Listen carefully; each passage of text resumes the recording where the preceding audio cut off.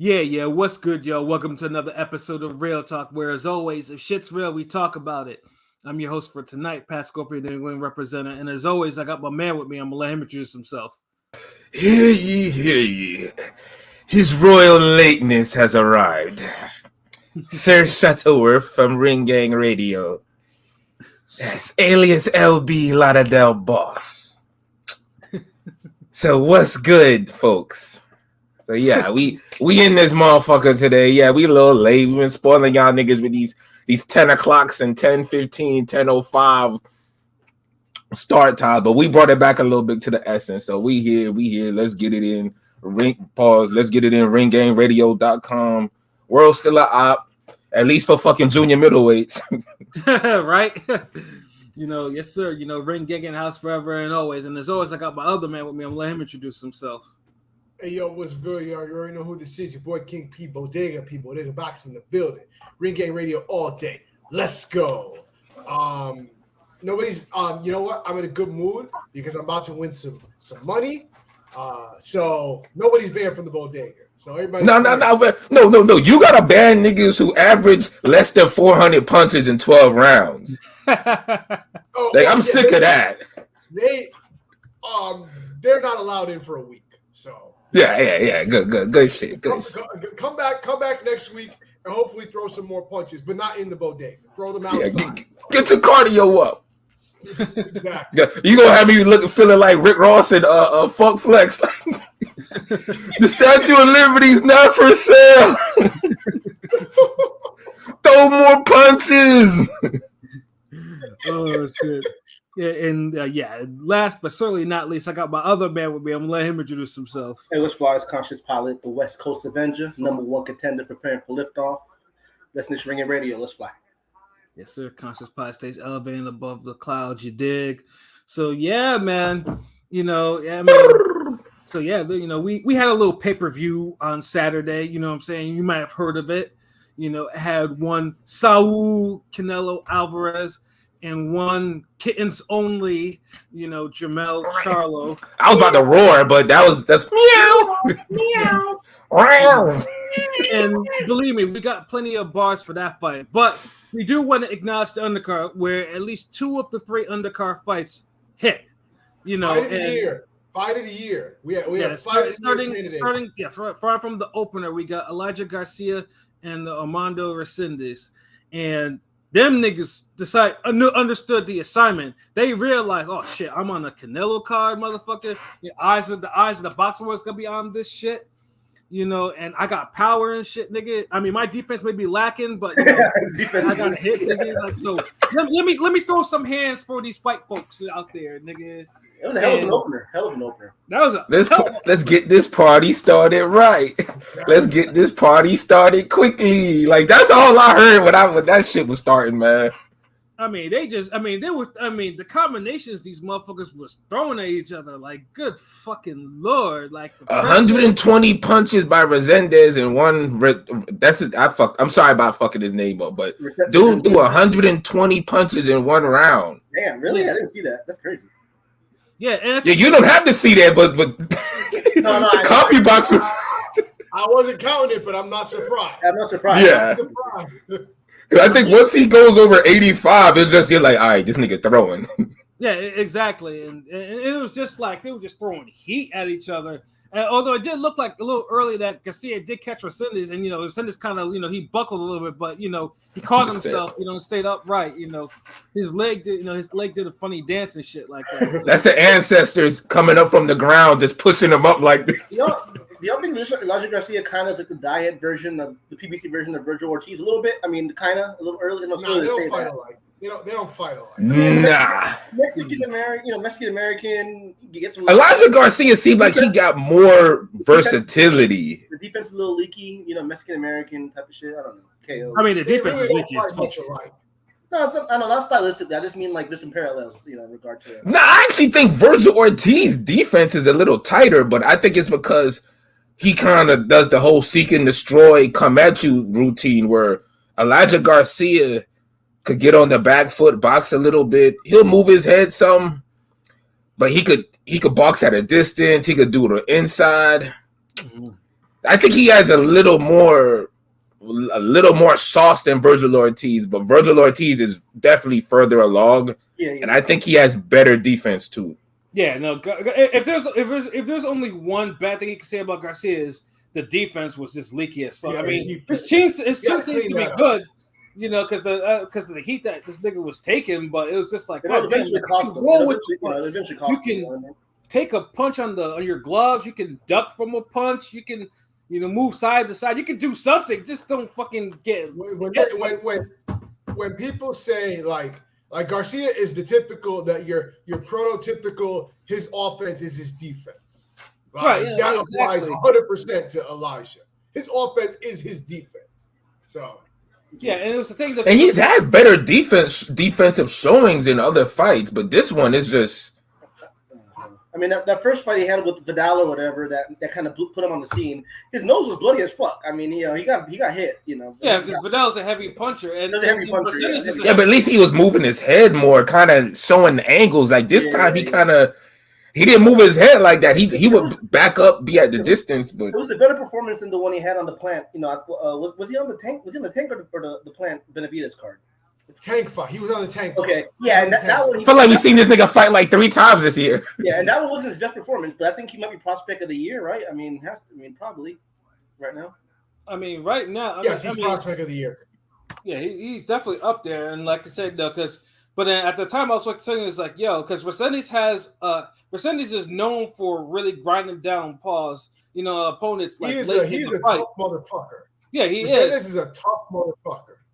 And that's what I was worried about, because I was like, I mean, although I put money on Resendiz, because I was like, you know, Garcia's like, if he keeps taking these punches, you know, maybe he might take one punch for Resendiz like when he gets into the later rounds, and you know, his whole shit will get fucked up, because Garcia, he got trademarked, like his eyes were all swollen and shit like that, and, you know, not like swollen, not like Ugas swollen, which will. But he was in a fight. He knows that. He was in a fight, like and that was the thing. It was just like, God damn, though. But the combination that Garcia used that threw against Resendiz to put him down, you know, that was like some Mike Tyson shit, because he went to the body and then it was a quick, like it was a right hook to the jaw.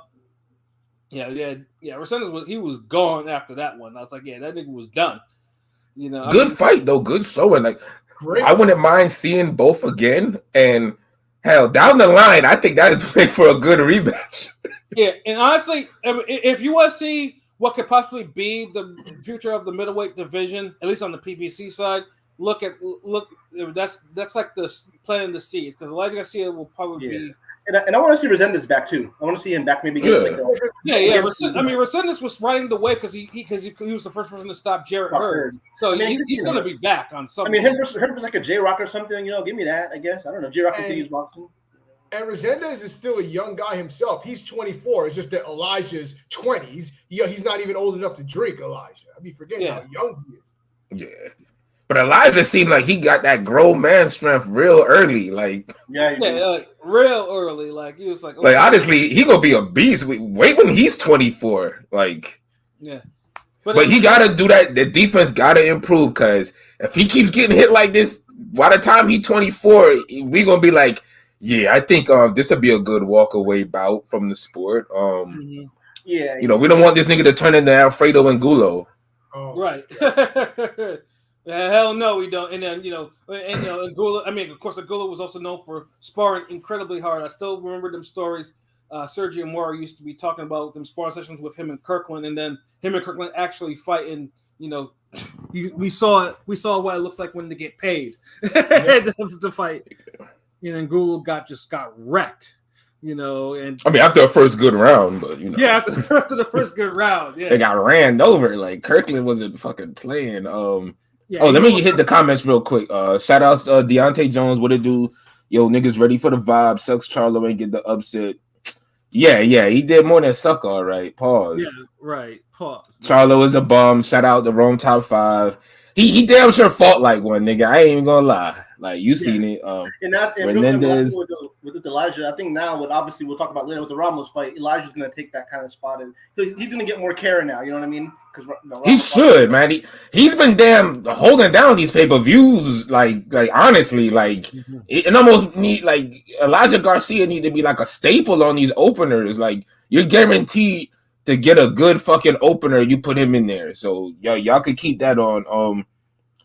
What up, Beth? What it do? Cubs only. Yeah. I don't know. Like he might be like Cubs might be a little too positive. Like he might need to be stuffed animal right now. Like Yo, facts. like nigga, Cubs. I mean, because some Cubs they're like, like you know that. Yeah, they'll bite at your finger or some shit. They'll show a little like ferociousness. But that Charlo, like I don't know. That's damn. I got a teddy bear or some shit for this nigga. That the fucking. It's true though, like bro, come on, like I can't wait to talk about it, but we gotta fuck with these other niggas first. But I enjoy what it do. Salute. Garcia gets hit way too much for my liking. Yet with that style, it's almost a given. Just needs to tighten up before he faces better. Yeah, basically, like honestly, he needs that like what I said with the Lee Wood rematch. Like he just needs to tighten up. He ain't gotta jump out the window and just. Spend, trash. It's not trash. Yeah. No, that's what I'm saying. Like it's just tighten up. It's not like we on some like, all right, look, we need to lock this nigga in a room, make him watch Pernell Whitaker tapes all for 12 hours straight type. No, like right.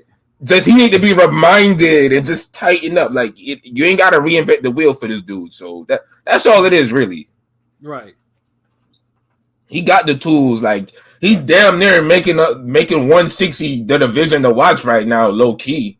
Mm-hmm. I be damn these other niggas, man. I think 3 more fights, then maybe Adames, but not yet. Motherfucker, he'll give Adames everything he can handle now. Well, he's 20. I'm just saying, give him a little bit. No, hold on. Elijah would right now. If that fight were to happen now. Elijah would dog walk. That might be look. Niggas might say 50-50, but I'm willing to say Elijah might be 60-40 on that one. Facts. I mean, let's put it. I mean, if Patrick Kashira can beat fucking Adames, so can this Elijah Garcia. Like, that's true. That's true. Maybe dude was going life and death with J-Rock. And J-Rock is quality, but J-Rock durability ain't the best. So when he could weather your storm and then fire back and hurt you more than once, and then the referee got to do something like, oh, hold on, wait, this nigga fighting back too much. For chill. then yeah, it's pretty much safe to say Elijah Garcia might put his foot in your ass sideways, nigga. Right. Like that. That's a like I'm gonna say this. Fuck this. Before we even go on, you niggas at 160. Y'all better get your shit together and start fighting each other and making moves and try to distance yourself because Elijah Garcia on his way. Like some of you other niggas out there, y'all doing y'all thing and that's good. Like, but like some of y'all know who y'all are. Y'all need to tighten up because y'all get that call for Garcia, man. Y'all in for a fucking fight. Hell yeah. To me, Elijah. I think Elijah's gonna be the guy at 160. Yeah, he's got the goods. He needs to clean up on the defense. But everything else, I have no complaints about. So even now with defense, it's like he 50-50 with anybody. Like Johnny Bag. Yeah. Oh, he washes Johnny Bag. I truly believe that. Right. I do. honestly, I feel like a guy like Denzel Bentley give Garcia a harder fight than an Adames or the two young guys that. The division is there for the taking for both of them. Is Elijah and Ammo. The division is there for the taking for both of them. They can raise it up. Yeah, that's a great take. Yeah, and they both got tighten up because Ammo more so offensively, Elijah more defensively. Yeah, Ammo's temperament. Ammo needs to be a little bit more aggressive. I feel, or throw more attention. Well, I know. Actually, it's the opposite, Pilot. I think at times he gets a little too aggressive and too flustered. He's got to calm it down a little.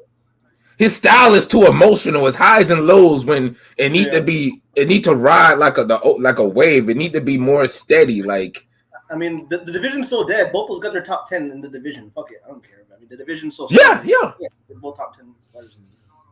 Yeah, so it's for Elijah Garcia. It's only a matter of time, before he's in an eliminator or anything. So yeah, that's pretty. So yeah, I mean, like I said, though, but middleweight though, easily the best middleweight fight of this year, and it's a fight of the year candidate, too. And middleweight needed a fight, at least a fight of that nature, like a competitive. That card needed a fight of that nature. We're going to be getting a middleweight unification fight that nobody gives a goddamn shit about. Right? Yeah, that's in 2 weeks. Like nigga, that's like, it's like it's crazy. Like I mean, literally, it's like. I mean, it's like so ho hum. It's just like everyone. I mean, unless Jada Beck is like talking this shit on Twitter. Like, man, that shit. Ho hum is too nice. Like this shit is like I'm going to sleep. It's the most meaningless unification since. I mean, what's the last unification of a weight above 126 or something? I don't know. I mean, I don't know. Like it's gotta be the most meaningless. Nobody cares. It damn sure ain't Golovkin Toyota as far as unification is going. Yeah, it's definitely not that. Murata for the niggas who don't know the inside joke. I don't want nobody to be like, hey, y'all niggas is hating on Japanese fighters. No, nigga. I don't call him Toyota only because I already call Anthony Crolla Toyota. He's a Toyota. That's the level. Like, but see, I mean, you're right, but I mean, Corolla is like Corolla. Fuck. You're right. Too many niggas with car sounding ass last names, nigga. Like, yeah, it's like, I gotta call these like both these niggas. Like one is Corolla, the other was Toyota. How about that? What up, Deontay? Yo, gang, watch the fight before the main event. That Mexican nigga got screwed. The black nigga a fool for even thinking he won. Shake my head. That was so funny. We're gonna talk about that. Don't worry. We're gonna talk about that. Yo, we're gonna get to that. Give us like 15 minutes. I have a lot of bars for that, personally. we're gonna hear some pilot bars on that one. But yeah, Pat, keep going. My bad. But the next fight though, like that, this was the fight I kind of groaned about because I'm not really a fan of both fighters like that. But collectively groaned about, nigga. Yeah, not me. But surprisingly, they understood the assignment as well. Of course, I'm talking about Mario Barrios and Dennis Ugas. And, it's for one of the interim belts because, in case Crawford decides to drop the WBC belt, the winner would probably be elevated to be full champion. And, the summary of the fight was Ugas tried, but his eye is clearly fucked. Like, his eye is absolutely positively fucked. He was landing significant shots. Early, but Spence did a good amount of damage to his eye, and this is guy coming from a broken orbital surgery, all types of shit like that. And Barrios, and the funny thing too is like at the beginning of the fight, I was telling Barrios to jab more because I was telling the shorty I was with, I was like, yo, you gotta jab more, and I'll call him like a struggle fuck, and then this nigga throws a jab that actually puts him down. I'm like, oh, okay. Yeah, that's right. That was the best Barrios has ever looked. The jab, the combinations, footwork, the hand speed. Like, I know we won't get Pat to admit it, but like, no, he won't. Listen, this Ugas, what I'm saying? Shame on Ugas. You know what I'm saying? He had a long layoff, and then comes back. And then comes back and loses to Mario Barrios. All I've got to say is I know a guy that didn't have those problems. You know what I'm saying? Like none at all. We saw a guy that came, 2.5 years, came back and dominated Barrios. So you know what I'm saying? Keith can't relate to that. And a lot of people were saying that Ugas, which I thought was crazy, Ugas could be Thurman. I was like, anybody that said that was tripping. I never thought that. Dude, like niggas hate Keith Thurman. You'll never get an honest matchup with him. No way in hell. Ugas needs to be thankful because Ugas was going on Twitter. It was like, I was training to fight Keith. I don't know why he didn't take the fight. Well, he needs to be very thankful that Keith did not take that fight because that ass would have been a lot worse. He might have got knocked out. Like, can you imagine the right hands landed on this nigga? Thurman might have stopped him, bro. Thurman might have stopped Ugas. He would have gotten knocked out because Barrios almost knocked him out. There's an argument that you could have stopped that in the 12th. Yeah, you could have stopped that like in like 10, like round 10, especially around 11. And if Barrios punched a little more, I just said, fuck it. Let me just wheel off 80 punches on some De La Hoya, keep you in the corner shit. Ugas loses. Like, he gets stopped. Like, yeah, and then Android, Ugas' punching was getting comical because his eye was getting fucked up. So he was throwing that stupid roundhouse right, overhand right. And, like, he was really telegraphing that shit. I'm like, bro, Like, what the fuck are you doing? Like, you're not gonna land the. I mean, fact is, when Ugas actually threw a punch and actually, really planted his feet, it was cool. He actually, he actually stunned Barrios, but he seemed like he was just really trying to spam an overhand right or roundhouse. Poor man's Claudio. That's all he is A now. little bit early, but the thing with real quick with Barrios, like everybody was talking shit about Barrios. He's a bum. Not to you, Pat. I'm just saying because also I think a lot of people hate Tank, and that's it's a good win for Tank, honestly, to me.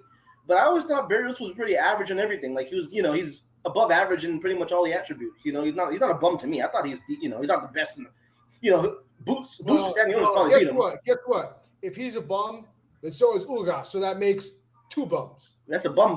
Pause. But no, seriously, no. I mean Barrios. Boots will probably wreck him, but good for him. He deserved that win. He worked hard. He's been entertaining fights. So.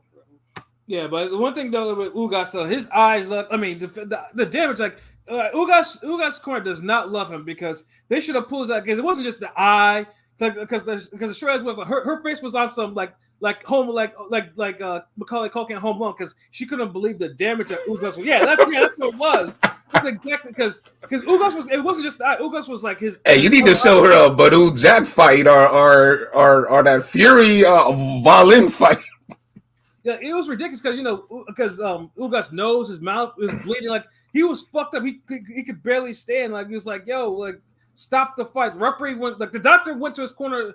Like 3 times. Like to stop. It's like, do you tell me this motherfucker could actually see? Can actually follow the light from the fucking? Yeah, I don't know why they kept doing that. And then the crazy part, how he gets a point deducted the last round. I was like, yeah. Yeah, because y'all added insult to injury, but I don't blame it. I don't like that shit.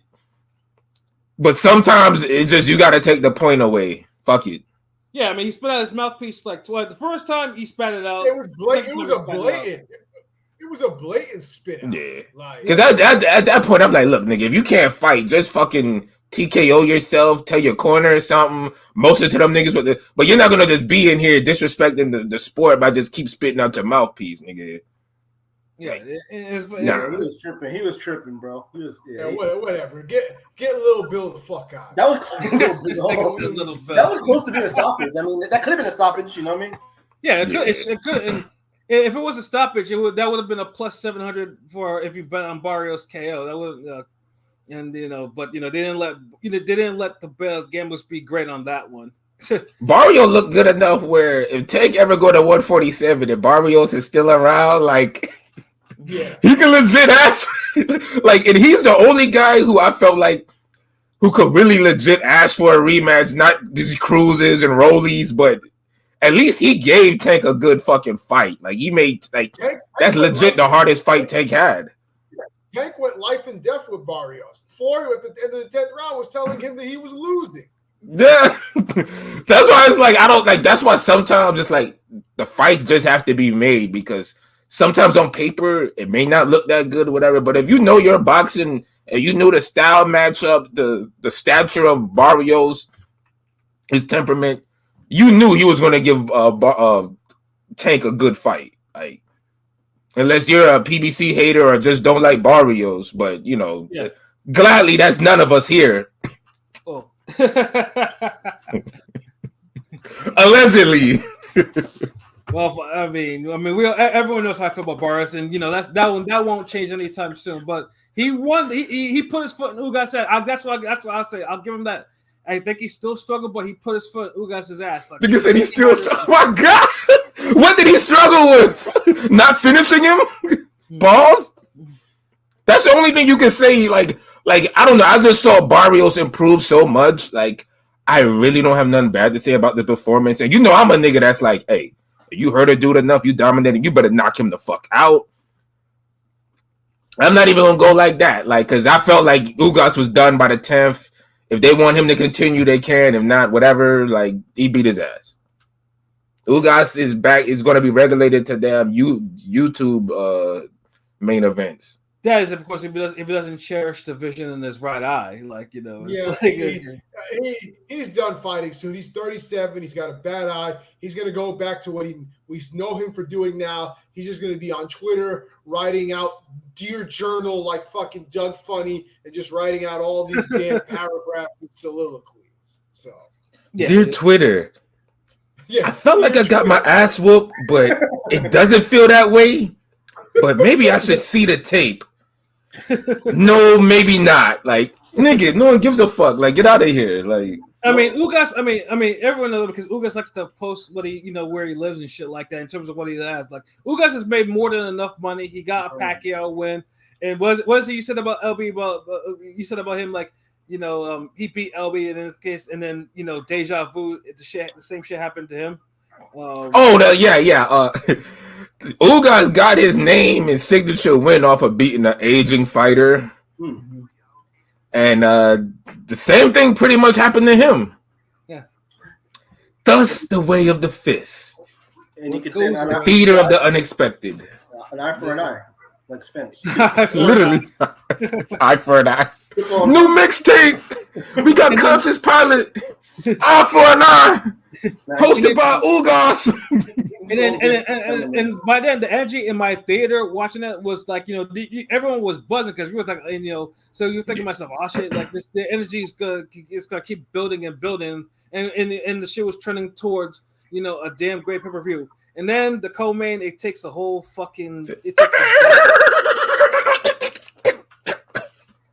and this is also the rare 154 fight that's a dud. Usually 154, when 154 is on display, more often than not, 154 fucking represents. Facts. Doesn't matter the level. They could be top 5, top 10, top 15, top 20. You could get two motherfuckers who just wrote the letters 154 and they'll make a good fight. Like, that's how 154 is. But these niggas, yeah, I don't know. Like, on paper, we all gave it a thumbs up, but I don't know what the fuck happened. Like, this fight sold. Honestly, I feel like the co-main sold the main event harder than the main event sold itself. Facts, because you had niggas literally talking about this fight more than Charlo Canelo. Charlo Canelo was like, yeah, we finally getting this. I always wanted to see it, but that Lubin Ramos, nigga, that's the fight. Like, da. Think about it. Think about this. This fight was a co-main over Ugas and Barrios, who were both main evented 2 pay-per-views each. You know what I'm saying? That main evented over that. You know what I'm saying? So yeah, because co-main evented over that. So that was a letdown for sure. And they went and shit the bed, and they shit the bed in two different ways. Ramos decided that what, I'm just gonna cruise, and eventually I'll find Lubin's chin. But no Ozzy. Yeah. And then Lubin, however, was working. I can't fault him. The nigga was working. Like, he was countering all time. Barely working. Like, oh my god, that was the most pedestrian way of boxing his way back into the fight I've ever seen. It was enough. And it wasn't enough. Nigga, shut the fuck up. That shit was trash. That nigga still got outlanded, man. I didn't score the fight. I have to rewatch, to be honest. Initially, I thought Ramos that nigga trash, man. Initially, I thought Ramos got robbed, but I mean, I didn't really score the fight because it was so boring. No, honestly, I had to fight a draw, and that's because Ramos gave up the last 4 fucking rounds. Yeah, it's either a draw or a Ramos win, but like you're hard pressed to give Lubin more than 6 rounds. I gave Lubin the first, I gave him the 5th. And then the 9th through 12th, because Ramos did nothing in those rounds. It was, to me... But those could have been swimmers. It's like, I didn't see Lubin really dominating the end like that. Like, they both were kind of like... That shit turned into Mayor Baumgartner. I mean, maybe you could argue the 12th for Ramos, but to me, 9 through 11 to me, he gave up a chapter clear Lubin round, and the motherfucker, he wasn't even trying to be aggressive. He wasn't pressing him against the ropes, like wasn't trying to push him back. Yeah, Lubin definitely looked better late, but I can't feel bad. I can't feel bad for Ramos. No, fuck no. Yeah, dude, I'm not feeling I felt Ramos got robbed, but I don't feel bad for him. No, I don't even feel bad for Laura Paul Williams, and that was a much worse robbery because I felt like Laura could have just put their hands on Paul and got him out of there. But I'll just beat you up, go through the motions, and I'll let you get 4 rounds. Real quick, I think Ramos failed the assignment. Like I mentioned earlier, this was the co-main. He did. This was the co-main. And honestly, and Lubin's chinny. Lubin is known for having a suspect chin. They made that fight tailor made for Ramos to get a KO, and he failed. I'm not saying that he should have. Oh, he failed. He fucking failed on that failed shit. the assignment. He failed the Nigga, that's facts. Like, that's a perfect tape. This is why, and I'm sorry, but like, and people disagree on Twitter, especially.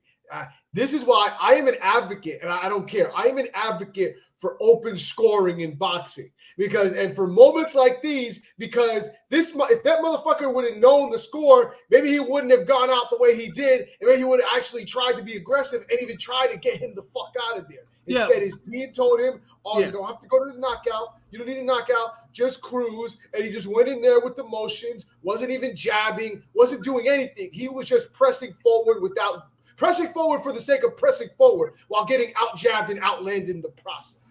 Yeah, and then Cunningham was though telling Luby though, yo, you're fucking losing. That was the complete opposite. Yo, you're losing. You gotta win these fucking rounds. Like, you know, it's like this whole fight was just one nigga's like, yo, you losing, and he's like trying to get a control of the fight. The other nigga who was up, niggas is like, yeah, you're winning too big. You don't gotta do no. It's like the whole fight was just trash all over the place.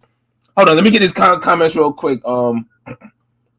You'll pet them. Nah, never mind.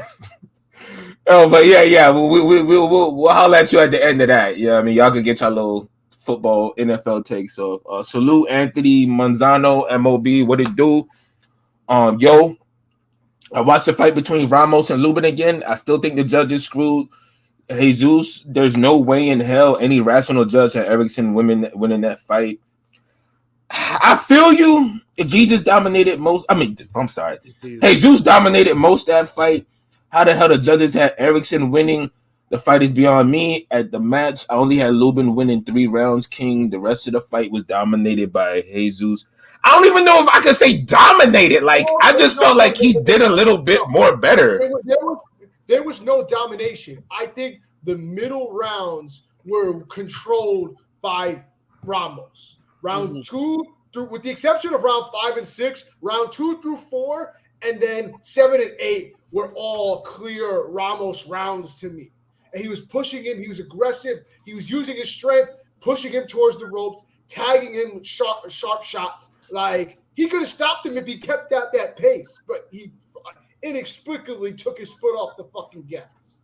Which I don't even like, dude. Like, I know y'all say open scoring and all that shit and coaches. Like, it gets to the point, like, remember, boxing is a solo sport. Like, you shouldn't need all these goddamn you shouldn't need billboard signs, open scoring, your coach. No one shouldn't have to tell you, like, look, man, I think you're beating this nigga's ass, and you maybe could stop him if you just keep at it or go a little harder. Like, dude, aren't you a boxer? Like, motherfucker, no one should have to tell you that. Like, if I'm smacking a nigga up in the street, I literally could feel like, yo, okay, 1 more, 2 more. I think if I smack this nigga 1 more time, he out. Like, I don't need Rome to be like, hey, tap me on the shoulder. Hey, yo, Jay, you might need to slap this nigga 4 more times. Like, I don't know, man. You light-skinned niggas' wrists don't be like swinging like that. Like, no, motherfucker, you feel the punches, you feel the ass whooping you giving. Ain't no one gotta tell you shit. So that's really a fucking fuck up on Ramos. One thing I'll say, I'll add this just to be on my whole, conspiracy shit with niggas. I actually feel like these niggas on some, like how they was doing Devin Alexander. They didn't want to make that mistake again. Right. It was a close enough fight, and we can go to the poll right after this Twitter poll. Pause. That it was a competitive enough, close enough fight, and I'll say competitive. Where competitive, yeah, it was like you cannot deny that. Like it was a competitive enough fight where we could give it to Lubin, keep his career going a little bit, because before this fight, it always looked like Lubin was just a badass whooping from retirement, right? And he resonates with that thought, because even in the interview afterwards, he's like, yo, I'm not a gatekeeper, this, that, I'm a contender, da. And I feel that's why they kind of gave him the fight, to kind of keep him because he's a name, he's skilled, athletic, talented. He's still a name at 154, and Ramos is still peaking. He's young, and this loss ain't going to hurt him like that. He could rebound. He could he could turn around after this. So it's like, you know what? Both guys are still gonna have like an upside. So we don't have to really just give Ramos to this. If Ramos would have beat his ass like he was supposed to, like we all said he was should have, because like Pilot said, this was really like a advanced spotlight type of fight. He failed the assignment. He failed. He failed the assignment. So yeah. And honestly, this is the best way for him to learn his lesson that he failed the assignment. Yeah. Look, I had to tweet. I said if this was 2018 or 2019, the fight would have been a draw. PBC but they took it a step further and said, "Look, man, we gonna give this to Lubin. It is what it is. Keep winning, my nigga, and hopefully y'all can get a rematch." This kind of reminds me of a draw. A little bit. Honestly, I think a draw would have been the best. I think a draw would have been the best for this. This kind of reminded me of a little bit when the Charlos headlined the first Fox, show they had, and Jermell lost to Tony the first fight. Because I felt like Jermell was supposed to get a knockout on Tony Harrison, right? And he didn't. And he still got robbed. He got robbed in that fight. He got robbed. So but I think that's similar. I think a little bit. I think that was another case of. I felt like the industry was getting stale on Jermell Charlo, and they seen Tony Harrison as a viable name, and they was like, he kept it competitive enough. But honestly, I don't see Tony Harrison winning more than 4 rounds in that fight. It was robbery. I don't think he won that fight. Yeah, like a lot of niggas. He did better in the second fight. Honestly, he did better in the second fight before he got stopped. Yeah, he did much better in the second fight. Like at least you could have had him ahead or at least even. But the first fight is an example of niggas want to sound intelligent, and so they'll just say Harrison boxed him, but he outboxed the dude in little moments. Like he didn't outbox Mel enough to control rounds and for you to be like, all right, he got 7, 8, 9, 10. Like, no, nigga, you was just a little lateral movement, couple jabs, made Mel look stupid for 3 seconds. Yeah, that was Korobov against Maul. Korobov. I thought Korobov won more than Tony that night, to be honest. Exactly. Yeah. And me and Pat still argue about this shit. There's a bigger case for Korobov winning for Maul losing than Mel losing that night, because I was there. Facts. And there was a lot of people that felt it. There was a lot of people that walked away feeling like, Maul kind of should have lost that fight.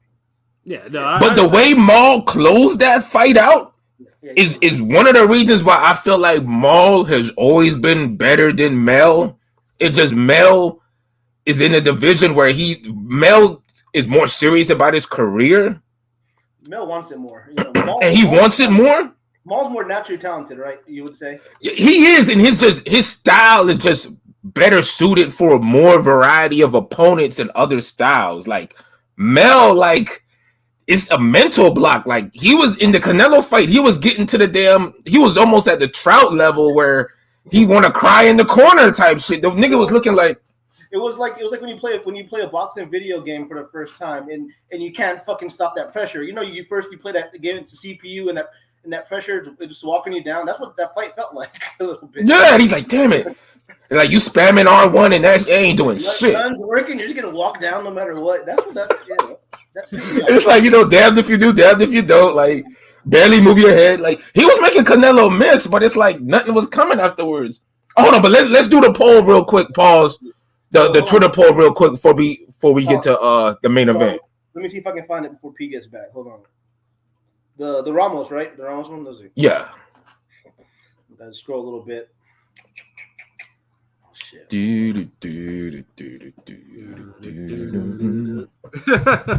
Oh hey, nah, nigga, you know? Oh ass. Still scrolling. Shit. What the fuck is it? Damn, I got it, nigga. Chill. I got it. Okay. Who do you believe won the fight last night, Erickson Lubin or Jesus Ramos? We had 55 votes. Still vote for another 5 days or so. We got Ramos with 65%, Lubin with 20%, and a draw at 15%. Yeah, I had Ramos winning 115, 130 because it was close, but I thought Ramos just pull up just by a little bit. So that's why when I heard 117, 111, and 116, 112 for Lubin, I was like, no. That's what made it real bad, because there's no way Lubin had more than 6 rounds. That's crazy. Like I didn't score the fight because I thought it was just so. Honestly, it was a real boring fight. It let me down. Yeah. The theater I was in, the energy kind of sucked out. You can see people like really on their phones, and people were like nodding off a little bit. Like, It fucked up the whole energy. But of that, I was just like, God damn it, and then you're thinking to myself, okay, no, that you're thinking that hey, Canelo Charlo won't disappoint because it's such a really big fight. And I know before. Hold on.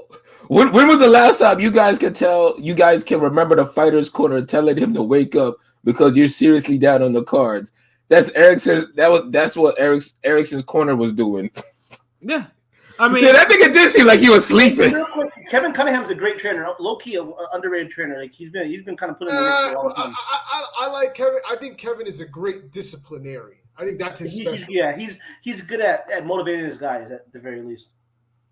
Yeah, because you have to say that, and y'all don't harp on his skills because he always training niggas that he always got to be motivating and be talking and cursing out. That's why. Mm-hmm. If he had a niggas who just do what he said and execute it, you wouldn't hear him saying in the Zab fight with Corey Spinks, niggas, stop letting him do his bullshit. You keep letting him get away with his bullshit. And yelling and shit, nigga. If Corey Spinks ain't getting fucking lazy with the jab, you wouldn't have to say no shit like that. That's why he sounds like a disciplinarian.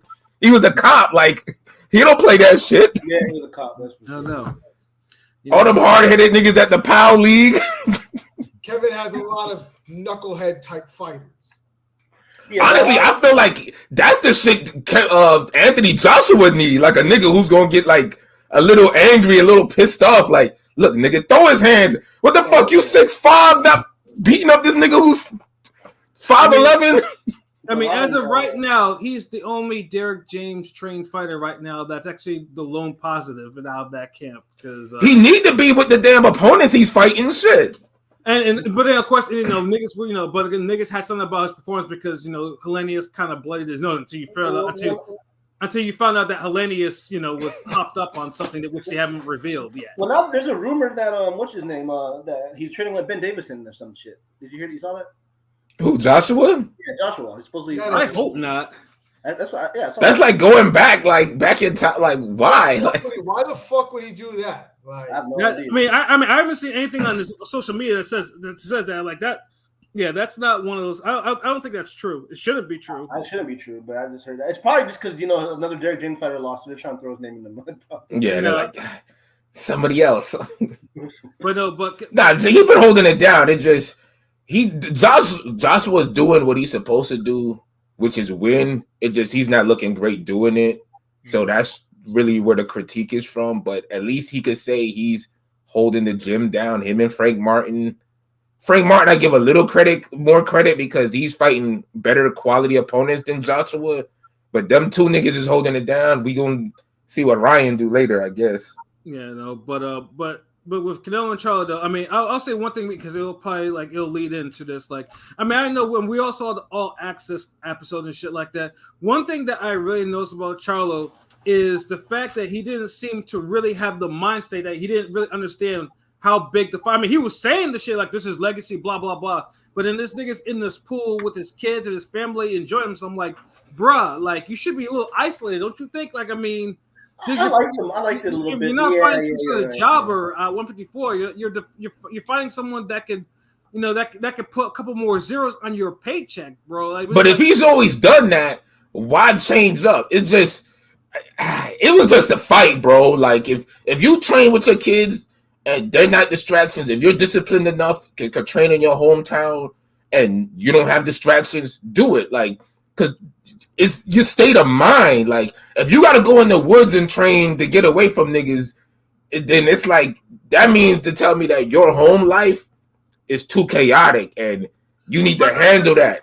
See, my thing is like, I think niggas should, I mean, like, to me, like, if you're really going to be training, like, train. Like, I mean, that's the thing that I was like, damn, this nigga sounds, he didn't sound like he had no fucking killer instinct or none of that shit, bro.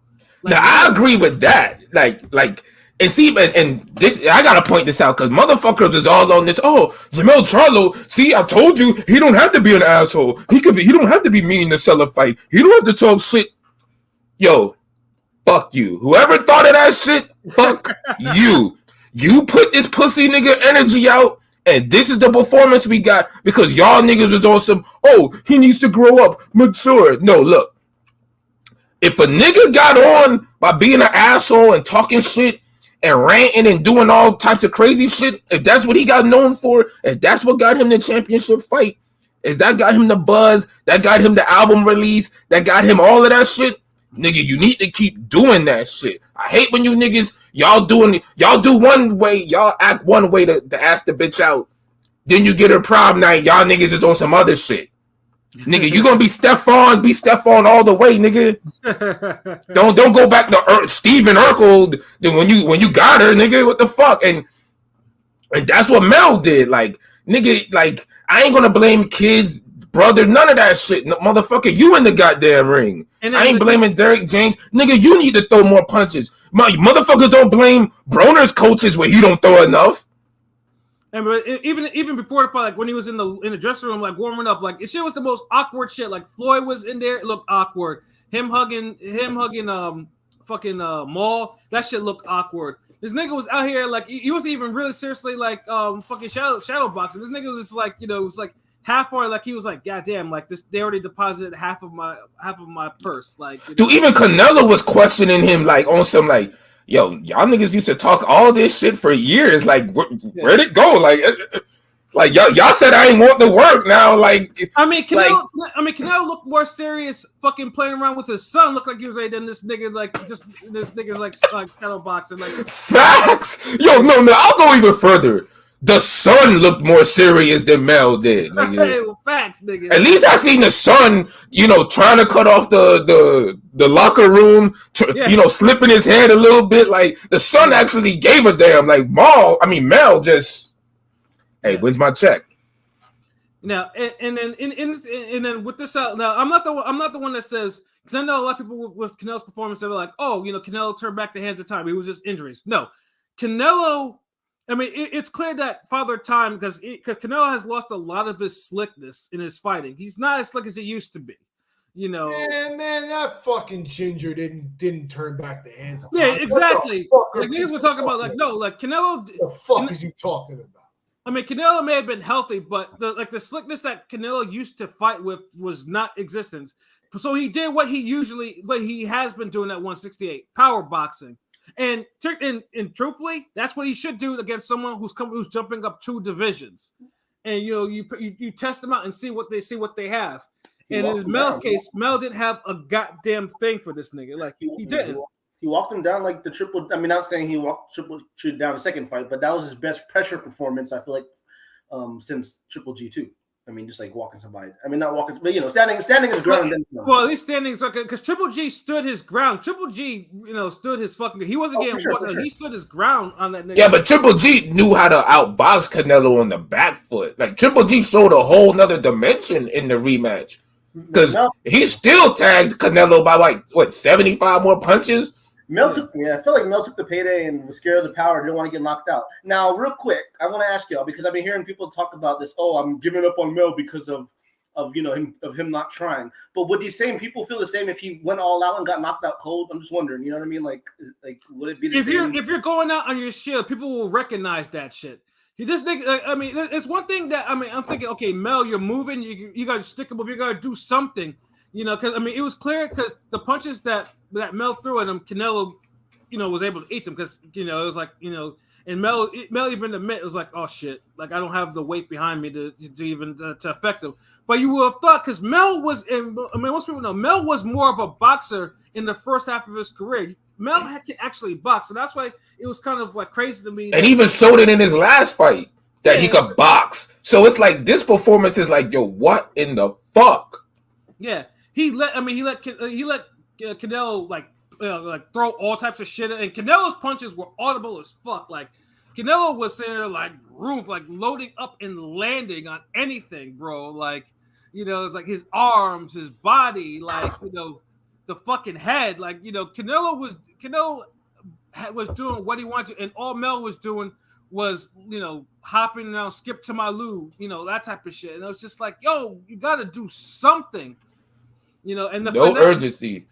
Yeah, and the knockdown too when Canelo lands that fucking like audible right hand to this nigga's forehead. And Mel does a little, his legs did a little silly dance before he took a knee. I was just like, you've got to be fucking kidding me. That this is happening. I mean, to Mel's credit, he did recover. He did get his ass up. And that was probably one of the few highlights for him on this actual fight. But he just simply let Canelo just power box him for 12 fucking rounds. Bully him around the ring. Doing whatever the fuck. And this, in fact, this Canelo gassed. He was gassing. And he was still doing it. And Canelo just saying gas is bad because, niggas ain't making work. Yeah, exactly. Mel. I mean, I think he threw one good left hook that kind of got Canelo by surprise. But then Canelo just like, okay, he didn't knock me out, so let me keep moving forward on this nigga, man. And you can tell, like I say now at the theater, half people were like bored, half people were kind of disappointed, like pissed. Disappointed. So, the funny thing is the fight was so bad. So I was in the theater too, and there was a couple that was diagonal to me, like diagonally behind me. Mm-hmm. And one of the guys, he was like talking shit all night, and the nigga was like, "Who want to bet? I got 100 on Canelo," and like nobody wanted to take the bet. So who want that shit? I got 100 on Canelo. Who want to bet? And like nobody wanted to bet him. And it was just funny because nobody wanted to bet him. Like the 8th or 9th round, I look back and this nigga and his girl are like dead asleep. So I'm like, this fight was so bad. This nigga was talking so much shit. If he would have bet someone to bet on Canelo, to bet against Canelo, they could have just walked up out and he wouldn't even know because he fucking fell asleep. Yeah. He's like, all right, man, fuck this. Yeah, it was just so bad. It was just like, god damn, like I mean, and the worst thing is too is you can first of all, it's amazing to me that a 40-year-old Triple G can can give Canelo a harder fight than most of these niggas that are facing him. Like, with the exception of Bivol's, Bivol's the only one outside Triple G that's actually troubled this motherfucker. Like, and that's a sad part, son. Yeah, Jamel. I mean, he had the tools. I feel like he maybe felt the power. He just didn't want to get knocked out. I felt like that. Look, man, fuck all that. Look, even Jamel landed. It's just, dude. Both these niggas threw like 380 punches. That is like bro. There's a reason why Canelo never really crosses over. He's always been like the default face of boxing. Once Pacquiao and Floyd kind of just decreased their output and retired, whatever, like he never just took it. I mean, because it's either a controversy win or he's a ducking the nigga, boring ass fights. Mexicans support their fans. I mean, I'm not trying to bring race into it, but the Mexicans, dude, like bro, like maybe over there, but I don't meet fucking Mexican Canelo fans. It's like. Niggas, I think honestly, niggas just go I think niggas is bandwagon Canelo fans. Like a lot of them, like just how niggas be bandwagon boxing fans. They'll pick a nigga that they don't really watch or like or think is exciting, but they're undefeated or they keep winning. So yeah, I'm a Floyd fan. Oh, I'm an Andre Ward fan. You be like, yeah, you remember this fight? No. You seen this fight? This fight? No. But that nigga undefeated. That nigga beat Roberto Duran, Sugar Ray Leonard on the same night, motherfucker. Oh, Andre Ward, nigga, he'll smack up Tarver, James Toney, all them niggas, man. Fuck you, nigga. What you talking about? You hating, nigga. I might have said this before, but the first Triple G fight, I was watching it with a room full. It was like a room pretty much full of Mexicans, and it was kind of shocking. That was, it was kind of shocking. A lot of people were rooting for Triple G, low key. And everyone was Mexican, like true Mexicans, like Mexicans. Back then, because one nigga fought more Mexican than the other back then. Mexican style, back then. That's what it is. Like I feel like since then, Canelo has kind of expanded his brand and got the Mexicans to support him a little more, a lot more. Because the whole manufacturer shit about him keeping him winning, I'll give him his credit. Like, you can fight the tough guys. He fought Laura, Trout, this, that. But it don't really mean as much as when you fight these tough guys and you're always getting the benefit of the doubt. Mm-hmm. That's like being a nigga who whistles and catcalls women, but like they always come over to you like 9 out of 10 times. Like, so it's like everybody else is like, yo, this shit is like hit or miss, nigga. Like, yeah, females don't really like this shit. But if that works for that one nigga, you cannot tell him he ain't great. Right. No, and honestly, that's what we got with Canelo. We get fights, we get good quality fights off timing. Nobody wants them. That's why this fight didn't really have no buzz. Niggas had sold this to the hardcore fans off the longevity of their beef and the co-main. Right, exactly. And the fact that, everyone realized that, that Jermell Charlo is a pound for pound, fighter. He was like, that's true too. Pat is right, because a part of it was also Mel is finally getting his due. So that's why you're kind of like happy, and you kind of like hardcore niggas was like, yo, we really want to see the Benavidez fight. Casuals, we really want to see the Benavidez fight. But Mel, this is undisputed versus undisputed.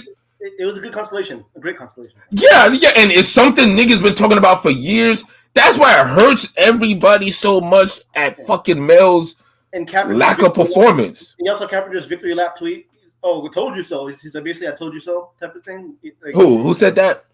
Carpenter said Carpenter. Mike Carpenter. Like, yeah, man, fuck that cracker, yo. Real shit. Yeah, dude. Like, yeah, I'm like, dude, look. Yeah, great job you bringing this up, son. Too many niggas, like all the races, like people who don't fuck with PBC, like too many people came out on some like, yeah, what'd you expect? This is a PBC guy. This is a black guy. This event. Yeah.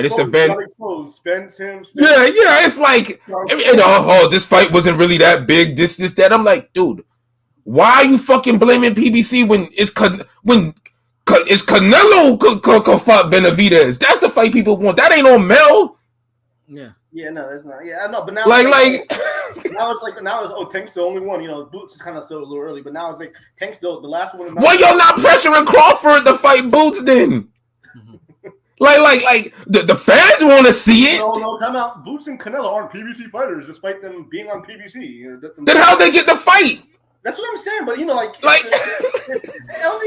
PBC LDBC is like a coded word for nigger. Part of my language. It is, nigga. Like fact. The way that whole back and forth. But hold on, let me hit these comments back real quick. My bad, yo. The niggas is spitting. Let me see where we at. Oh, Henny God, what it do, my niggas? Salute to the channel in the chat. What it do? Damn near cool. So yeah, half the pay-per-view was really matched up well. The other half was matched up well into a showcase fight. A showcasing in how hard it is to be a judge, and, and how hard it is to be a Jermell Charlo fan. All right, Anthony, the issue with Jesus, I have to admit, is if he had that young bull mentality, though he thought he was going to just walk through Lubin thinking Erickson would just lay down for him. He needed to think like Erickson Lubin was going to lay down for him, and he needed to have that young bull mentality, because that's what was winning him them rounds. Right. Shit. Look, if you're a steamroller, act like a steamroller. Don't act like a weed whacker or a lawnmower or something else. Like, I'm just saying, like, be what you're supposed to be. Right. Harrison had the championship confidence in that second fight before he got stopped. Yeah, because he got to hold on to the fucking belt for a whole fucking year and talk shit about the man for a whole year, knowing he lost the first fight and was going to get his ass kicked the second fucking fight. That's why he faked that damn injury. Right, exactly. It's on YouTube. You hear it in the interview. He even says, and there's other PBC credible niggas that was saying that Jermell, the Charlo brothers don't do good in the winter when they have fights in the winter. So he's going to try. He didn't want that summer fight. That's why fucking Jermell Charlo almost killed Coda. Well, no, Jay Nady almost killed Coda. Right. Right. So you didn't get the rematch in the summer. You got it in, ironically, the winter again. And Jermell Charlo didn't look that good until he knocked that motherfucker out. So yeah, there's a lot of shit to that. I know, like Anthony spitting facts about maybe tasting the power, Pauls. But do you think like he was like Charlo was banking on Canelo maybe gassing and trying to go for the late KO like he usually does, Sure. and, Yeah. and basically felt the power and I think Canelo working doing the Ultimate DMS in Colorado helped with his stamina. He did because the whole thing Colorado is. He was breathing hard. He was breathing hard like a motherfucker when he was talking to Jim and Gray. Dude, Canelo's always gonna breathe hard because he loads up. Canelo's the only nigga who swings 110% just to land on the side of somebody's shoulder. Right. And he did that a bunch of times on Charlo. And it's like, who swings for the fences like this when you know you're gonna miss or not land clean? And that's how, dude. Like Canelo, like I don't know. Niggas say, "Oh, it's intelligent." I just think it's fucking stupid. Mm-hmm. And you'll do shit like that when you know a guy ain't pressing you. What other elite fighter has ever got famous for beating up niggas' arms and elbows consistently? Not just one fight where niggas make it a big deal. Like, oh, he's hitting his shoulders again. Yeah, he's going to beat up that bicep and that forearm.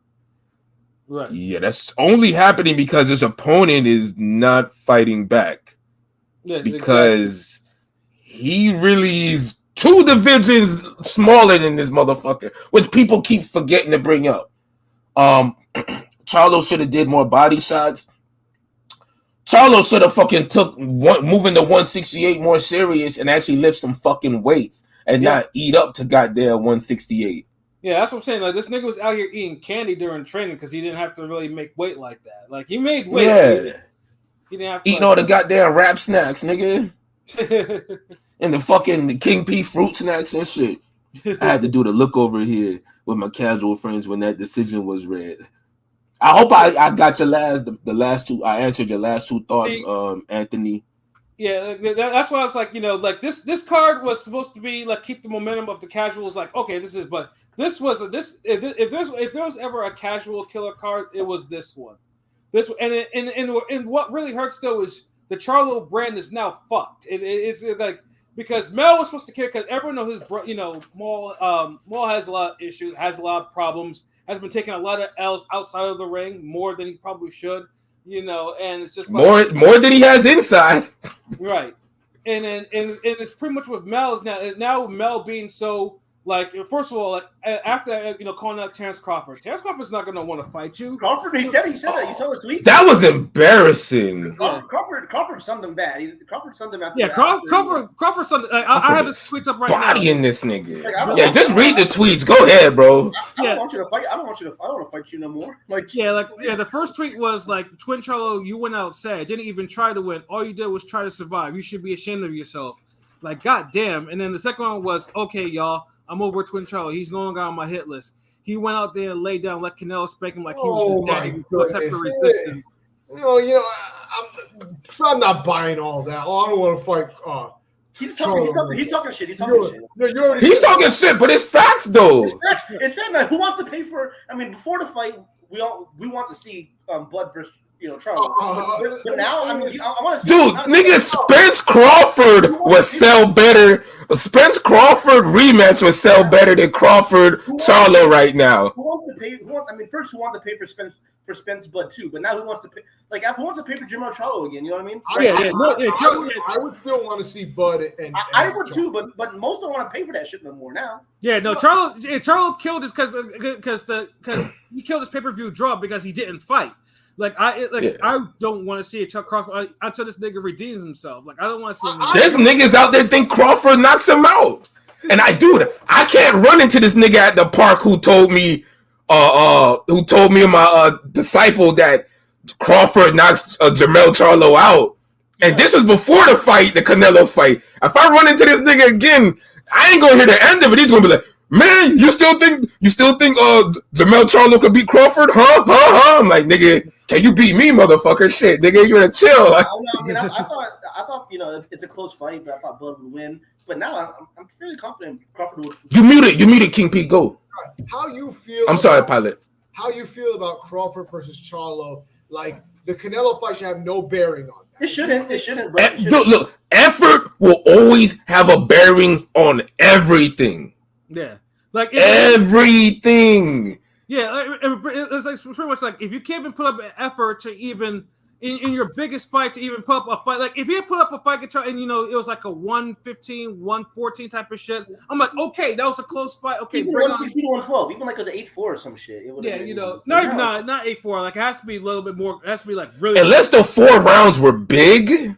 Yeah. Maybe 116, 112. Maybe. But the 4 rounds have to be clear and big. Pause. Like really, like he won. Like it can't be pedestrian 116, 112. Canelo arguably won a 118, 110, 119, 109, all type of fight. Like that was that type of fight. It was legit. Like I don't want to see him with Crawford. Like, nah, bro, you got to go back to the end of the line, bro. Like, and even that's with the size advantage.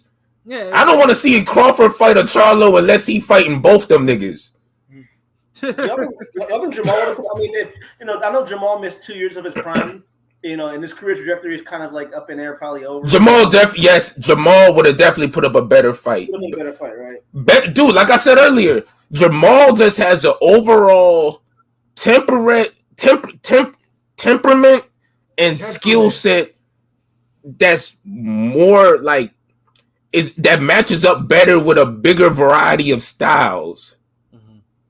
Like Maul ain't gonna go life and death with Castaño. But he went life and death with different fights, bro. He did, but I'm saying, like, I feel like but dude, if Korobov could do that to fucking Maul, look what the fuck he would have did to Mel. Mm-hmm. Yeah. Dude, look, Trout fight. Mm-hmm. Trout had one nigga damn near crying in the fucking corner, even though he got dropped twice. Mm-hmm. Where the other fight, Trout is fucking going life and death, damn near has to hang on this nigga waist because Maul is just beating him into the body and just won't let up. Right. It's different, dude. Maul would have definitely gave Canelo a better fight. Definitely. Maul, I don't think Maul loses to anybody Mel has fought. Mm. Yeah, Canelo, Canelo the only one. Jamal would have put a better fight. I mean, Jamal definitely. Honestly, he would have probably got a draw. I mean, dude, because look, Jose next, then I think we'll see. Yeah, like dude, just Maul works the jab. He has this. He could counter. He could counter like Mel. He throws variety of punches. Good gas tank. Good chin. Hits harder. And is meaner. But I mean, obviously though, with Maul though, his middleweight run though has been terrible. So I mean, that's just yeah. It's been a terrible run for him. And that's why we look at Mel better. He's more accomplished. He's pound for pound greater. Yeah, we get all that. But it's just like Vitaly Klitschko and Vladimir. Like Vladimir might have all the special effects and look technically sound and more pleasing. Yeah, even more ripped. This, that. Could play chess, yada yada, 6 languages, yada yada. But Vitaly is the one who. I was like Vitaly better. Yeah, me too. He's the one that just has all the intangibles, like the toughness, more versatile, the grit, more versatile. I felt like more tools, more versatile, like more agile, moves around the ring better defense, like just. Punch reflexes is better. Like I mean, his only downfall though is he's injury prone, which much brought in. And when you start getting that size, I kind of get it. And then he had a kickboxing career, like that too. So dude still accomplished. I mean, whereas Vlad obviously accomplished more than he did, and everything like that. So it's like. And like, but even right now, like the Charlo brand is in the trash now. Like PBC, that you can't sell them on pay-per-view. Like the first time, even though they performed, pay-per-view flop, and then it was a good card. That double header was a good card. It was a good card, but it flopped unfortunately. It flopped bad. So you know what I'm at? Because I'm thinking Pilot was cracking on this card, calling it a double header when it was 4 fights. No, I meant the Charlo. That's how I was like, oh shit, this nigga got bars. This nigga's like, it's a good card. It was a good double header, like Ugas Barrios main event. It's funny, yeah. But then shit. But the funny thing is now it's like Mel, obviously the pay-per-views will probably be decent, but Mel's not gonna be able. You can't put him on a pay-per-view. Maul actually has a pay-per-view coming up probably in November. So it's like and truthfully, he's the co-man. Truthfully, who even dude, if this is the biggest showcase fight ever, this should be like him beating K9 again. If he can't look good against Jose Benavidez, then it's a fucking wrap. Like, because honestly, like, nigga, he should be able to beat just off size alone. He needs to beat him bad. He needs to beat this movie star bad. The Creed star. Like, dude, like, really? Like, come on, don't even get me started. I know Pat, the only one, like, nah, he's not gonna beat him. He's not gonna, nigga. Bro, like, I think y'all niggas could beat Benavidez. Like, what the fuck, man? Well, like, I'm thinking about that. Look, because number one, Maul doesn't have a good middleweight. His middleweight, he only has one stoppage really since he got hold of him. This is Jose Benavidez. Yeah, the one that didn't get the distance with. What are we talking about? Like, come on, Jamal will not have any trouble with peg leg. He's gonna. I hope not. That's what I'm saying. Like, thank you, King P. King P, talk to these niggas. He ain't fought almost 3 years, bro. I hope not. He better. Montiel, even though niggas were saying like no, I was like no. That. Well, I saw at least Montiel's bigger. Like, come on, like no excuses. Absolutely no excuses. Montiel is bigger, and at this point is better than Pegleg. And he got rocked. And he got killed by knocked him out. No excuses. Yeah, he got killed. But Montiel got killed by Munguia and Adonis early as fuck. No excuses. Charlo does not get that. I'm like, no, You put his foot in that. You can't be out there walking around with the closed eye and a Mickey Mouse hand after that fight. No. But at the end of the day, Maul beat dude's ass like 9 rounds to 3. Like, I'll just give Montiel credit for hanging in there and fucking damn going balls to the wall with a damn elite, with a top fighter closing out the show strong. Like, sometimes we got to give both sides credit. Like, Maul didn't finish that fight good, but Montiel did. Like, even then, like, I agree with King P. Like, he's still better than damn Benavidez. Like, the fuck? Hold on, let me get these comments. Like, I see Anthony got like this nigga. You got paragraphs in here. Hold on, cuz I got you. I've been going around YouTube and they've already not given Canelo the credit for his win against Charlo. They're saying that he should have won this fight because Charlo was smaller than him. And that's correct, dude. What the fuck, bro? 168. He got this man jumping up from 154 when all of us been screaming for Benavidez. When you get someone up from them 2 divisions smaller than you have to knock him out, bro. Or we gotta see a Pacquiao Algieri type of ass whooping. What do y'all give Canelo grade wise? B, like out of a through C or something. B minus. It was an A for me. Like he did like he because B plus, yeah. Because the power B fucking minus. You supposed to knock niggas out when they ain't trying to fucking fight you. He gets a B. I give him a B. I have to give him an A because number one, ain't no way the fuck he get an A for this. Because for one, he didn't look like he was struggling to beat his ass. That was the worst thing. Like, because he was fighting a nigga who wasn't fighting at all. Exactly, nigga. I have to give him that. Like, and you're being very generous by giving him an A. I'm just saying. And keep in mind, facts. I'm not hold on. Talk to him, P. I give him my reasons. Hold on. To me. Nah, let that nigga speak, son. We're not talking to me. If you're gonna give Canelo an A for this fight, then I hope you gave Spence an A for the Mikey fight. I'm just saying, like. It's the same fight. And King P, I shitted on Spence for not knocking out Mikey Garcia. So I'm keeping my same energy. And at least Mikey Garcia at the end of the day, at least had a fight at 140 before. It's not like Charlo even fought at middleweight 160 before. So he had a clean 154 to 168 jump. And then keep in mind, I shitted on Mikey Garcia from jump. I absolutely did not like this fight. I was like, niggas. Nah, we talking about after at the performance wise. So that's why there's no impressive, because Pilot even asked me like, it wasn't a good fight. I'm like, hell no, it wasn't a good fight. I told you how it was gonna go. So okay, so what did you give Spence's performance in against Mikey Garcia? It was like A- or whatever it was. Yeah, because Mikey. Oh, so you okay? That's all we wanted to know. If you still had that at A, that's all. Mikey didn't go. Mikey wasn't hurt, nor did he go down. But he just got his. He was just. It was too much. And I was like, I knew it was gonna be one-sided. I even said it. That's why I'm just like, All I know is I'm from the era when you fight little niggas, you beat the shit out of little niggas. Yeah. I don't know what era you from. I couldn't imagine goddamn Casamayor going 12 rounds with Felix Trinidad or some shit. Imagine motherfucking goddamn Fernando Vargas going up against Jeff Lacey and going distance. Prime Jeff Lacey.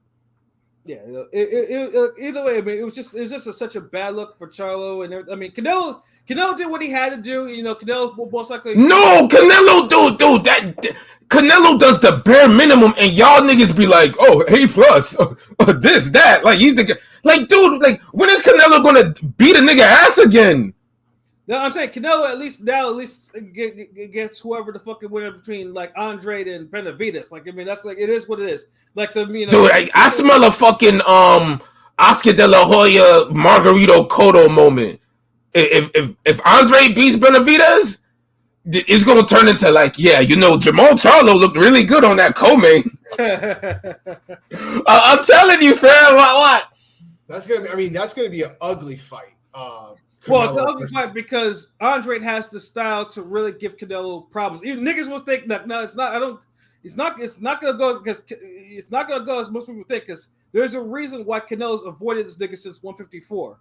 Like y'all thought he avoided the Charlos, boy. Yeah. At least he acknowledged them from time to time. Andrade is either like he don't exist or he's just shitting on dude. Right.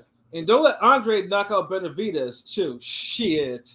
Dude, matter of fact, I'm glad you brought that up. Andrade has a great shot at beating Benavidez because there's one thing that he does naturally that pisses a lot of people off.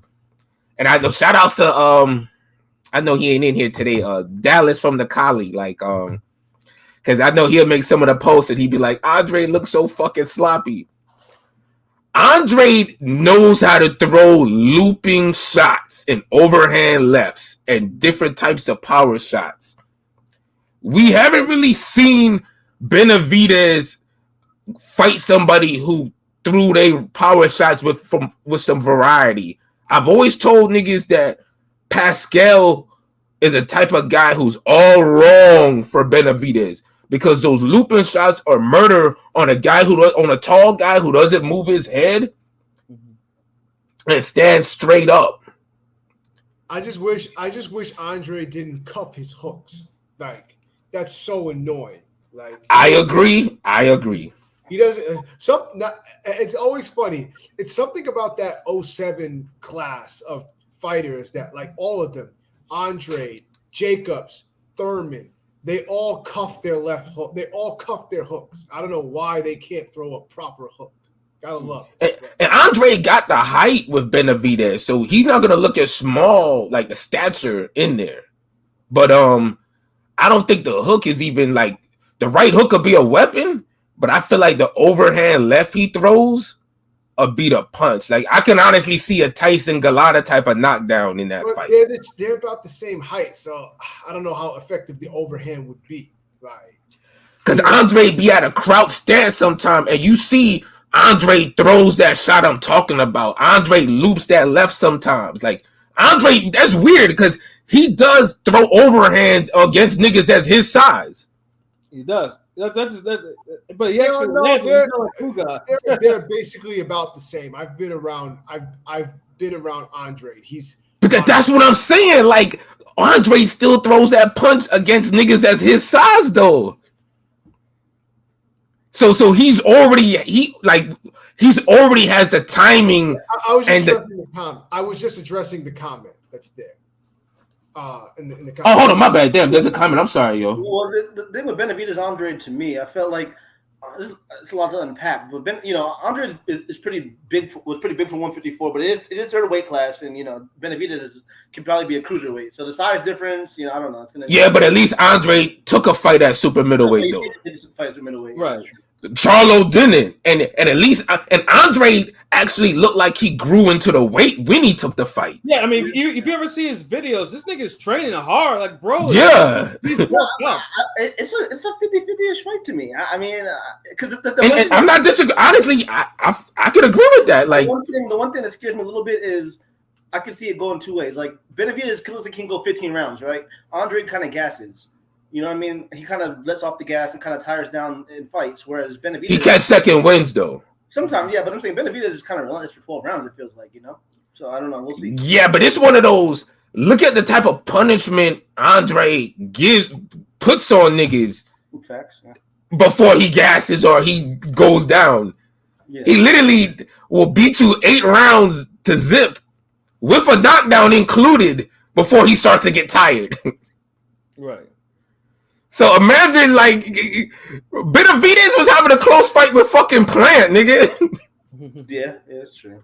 Or a competitive fight, at least. Me and LB feel like, I'm not speaking for you, but we always feel like Andre's a better version of Plant. I mean, he's of course, dude. The whole style that Canelo fought, the UK version and the American version of what Andre does. Yeah. Andre is both. Is faster, more athletic, more talented, hits harder, more awkward, all of that shit than Plant and fucking Saunders. Like, he been avoiding that shit for a reason. It's also Andre's first time ever fighting a champion, despite being a 2-division champ. So it's kind of his first time ever fighting an actual champion, former champion. So true. Great point. But I feel like he probably looking at that shit like, hey, man, like, Andre strikes me as a nigga who's always going to put out his, like, a quality performance all the time. He knows just how to win. He does. And that's why everyone's just pursuing, like, for either Andre or Benavidez, the sellout here. I mean, I'm pretty sure Canelo probably wants Benavidez more than anything because Andre, it's a big one. I mean, Andre is a nightmare for him. Benavidez is a different type of... Benavidez will at least will actually probably fight in this nigga's will whereas Andre will not. It's not as big as it's not as quote unquote big as a Crawford fight, but the Benavidez fight's a bigger fight. Yeah, no. But with this whole thing with Canelo and Charlo though, like obviously, as the casuals are shitting on this fight, everyone Mason, Harlem, Mason, Cam, like. Fucking they went in on that motherfucking fight. Yeah, and they even threw something at Errol Spence too. It was like goddamn, like it was just bad. It's like niggas like Murder took me to the shit. It was boring, and then I didn't even stay for the decision, and that, and neither did the people in the theater. Like once the decision left, the whole theater, it was gonna be like 4 people that was actually left in the theater after the decision was there. They didn't even want to hear any of the shit talking that this nigga Mel was doing. Like, it was like nobody want to hear that shit. No one want to hear that shit. Once he said, everybody got knocked out, I went all 12. I was like, wow, okay. And then so $90 from niggas, bro, straight up. Literally highway robbery. Then this nigga in the post fight conference is talking about it's like I only want the big fights now. Like nigga, you was talking about your fucking legacy, nigga. Like what the fuck you doing? Yeah, because he got paid now. Because now he was smiling so much. He got the biggest payday of his life. He can't knock the hustle like gas. How much did he even get paid? Like I know niggas used to say the numbers all the time, like because niggas be dick riding and shit. But probably 15, 20 million maybe or 10. I don't know. I mean, he got his biggest payday for sure. I don't know. I'm guessing. He got more. I'm pretty sure he got like at least 15 million or more. At least 15. Yeah, because I know we don't be pocket watching niggas like a lot of people do. We don't pocket watch like that. Yeah, but this nigga out here really showing his teeth and shit like that. I'm just like, it's like, what y'all think's next for Mel? What y'all think really is next? I mean, realistically. Nigga has to. He has because Mel he still has 3 of the 154 belts because Tim Tszyu became champion WBO. The second that the first belt ranked, so he has the WBO belt now. So he's fighting. He's gonna have to go to Australia to even make that a payday. He's fighting Mendoza, and I think Lubin's gonna probably fight the winner of that fight. He's fighting. Well, hold up. Tszyu is gonna be fighting Mendoza for the interim WBC title. No, So- it's that's WBC. Well, Mendoza's the interim WBC champ because he beat Fundora. So Yeah, but that's what the interim WBC. But then I wonder Zoo, how it's gonna work out. I wonder how it's gonna work out. Zoo has the WBO. He has the WBO, and if he beats Mendoza, he'll be the interim WBC champion. So we'll have like 1.5. It'll be a unification then. We'll have like 1.5. Basically, I guess. He'll basically be the mandatory, and that's why he wanted this fight with Mendoza, because it's a way for him to get, like, the walls will close in on Charlo. He's gonna have to fight him. I said, because I remember Triple G did the same shit too. Like Triple G had to get the interim WBC belt from fucking what's his name? Rubio, yeah. And Cotto was like, no. It was like, no. And then Cotto got stripped before the Canelo fight for the WBC belt. So, yeah. No, I get it, but it's weird when you have to do some shit like that, but I get it. But, Charlo, Dice, absolutely. He showed up for a check. He grinned, he showed his teeth, and, called out Crawford. Yeah, so that, big disappointment. It made it too obvious. Like, Maul, I never thought we'd be waiting for Maul to damn keep the name alive for Lions Only in Charlo. And the worst thing is that we all gave Mel, like, even before niggas was like trying to deny Mel like his pound for pound props. We told him, like, yo, this nigga was pound for pound. Now it's hard. I mean, he's still pound for pound, but his status took a hit. He's still in top 10, right? He's still in top 10, right? He's still top. Jamel Charlo, damn right, he's still top 10. What the fuck? Yeah, he's still top 10. But he's gone down. No, you see how niggas ain't want to drop fucking Canelo for damn getting his ass whooped by Bivol. A little bit. Well, I mean, we all dropped him a little tiny bit, right? Nah, nigga, dude, Canelo went life and death with 50-year-old Golovkin after losing like 9-2 or 9-3 to Bivol in a fight. He was the 5-1 favorite. Yeah, your stock got to drop, nigga. Yeah, okay. Imagine a 40-year-old Triple G can give Canelo a harder fight within a year, than a prime Jamel Charlo and shit like that. It's just like then a lot of different fighters like. He might be like bottom top 10, like because remember, I'm looking at it too. The nigga like went up to 168. Mm-hmm. Yeah. That's why I get on Canelo as well, because dude, you need to be knocking out a motherfucker at 154 if you a super middleweight. Mel was like 4 and 5 with, to me, like 4 or 5, him or Spence, give or take. But now, he's in the back half of that, like 8, 9, 10, 7. Nah, Spence might be out the top 10. No, before the Crawford fight, like early summertime. Yeah. Spence and Charlo were 4 and 5 to me. Now they're kind of, Spence might be 15th. I don't know, maybe. Spence is immediately out. I don't even know, man. But at least Spence went out on his shield. Like, yeah. So it was just like, it was just like the pay-per-view overall. Like, it did boxing. Boxing had a nice momentum, and pretty much the casuals not fucking with this. To tell Baldomir Canelo doesn't have one punch power, knockout power. It's because Canelo don't fucking move his hands. Right. Canelo knocked out plenty of niggas. He like that's like when niggas said Joshua don't have knockout power like Wilder. I'm like, what? Like 80-90% of his fights knockouts? Like y'all like yo, niggas just ain't fucking like niggas just ain't putting them hands on people. That's what it is. You ain't knocking out shit if you only throwing 300 some punches in 12 rounds. Right, nigga, those Kaladi numbers. And you the face of boxing? Get the fuck out of here. That's why this nigga got a B performance. For be fucking better next time, nigga. Oh man, we gave this shit plenty of fucking bars. It needed it. Yeah, because 84. If you actually saw this fight live, or you paid $84.99 for it, get your money back. Oh, hold on, wait. Last thing, the poll.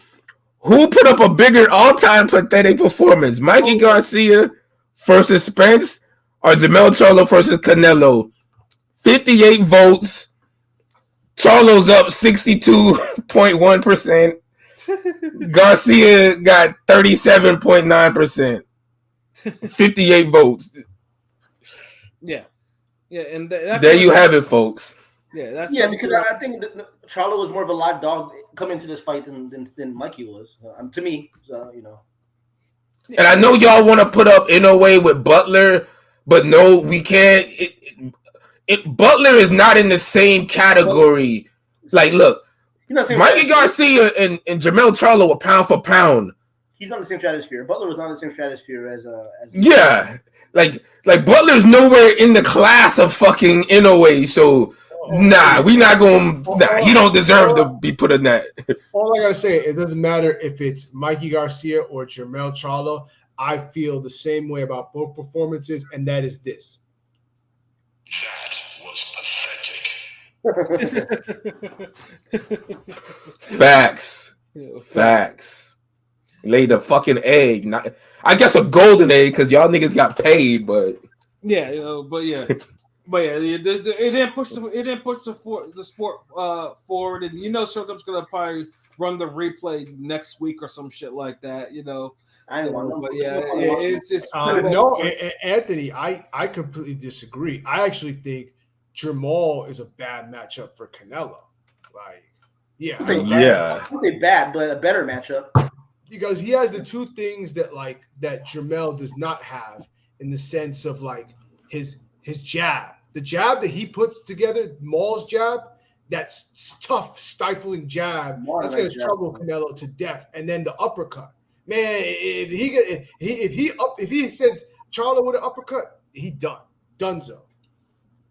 Maul. I mean, again, the thing is, we're just speaking hypotheticals because Maul. I don't know Maul's trajectory. after his 2+ year layoff is tough. We all didn't mind the Maul fight. It's just the layoff we was worried about in the whole mind game. Layoff. You seem like he was going through some demons. I don't want to, So that's why I'm kind of like. Active Maul gives Canelo one of the hardest fucking fights.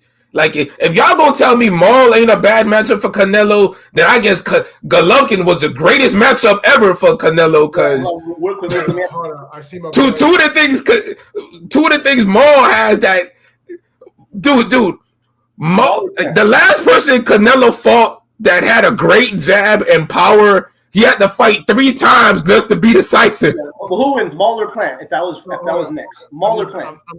I'm looking at the comments right now. Shout out to my guy Gritty. He tapped in. Salute. Mikey actually tried to win until he realized he was overmatched by the 4th round. Jermell never thought he could win and was shook from the jump. Jermell threw 1 punch in the 1st round versus a slow starter. Insane. Can't argue with that.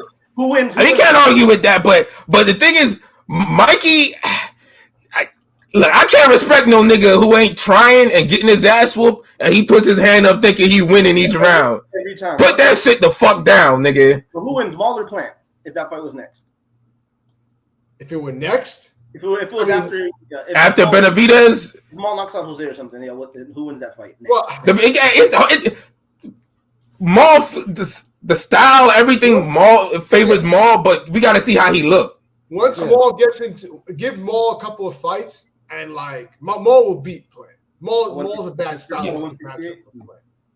Plant ain't got the stamina. He doesn't throw hard enough punches. He can only hurt you if you don't see it coming. Pause. Right. Yes, you literally have to walk into an open Plant punch to get hurt by this nigga. Right.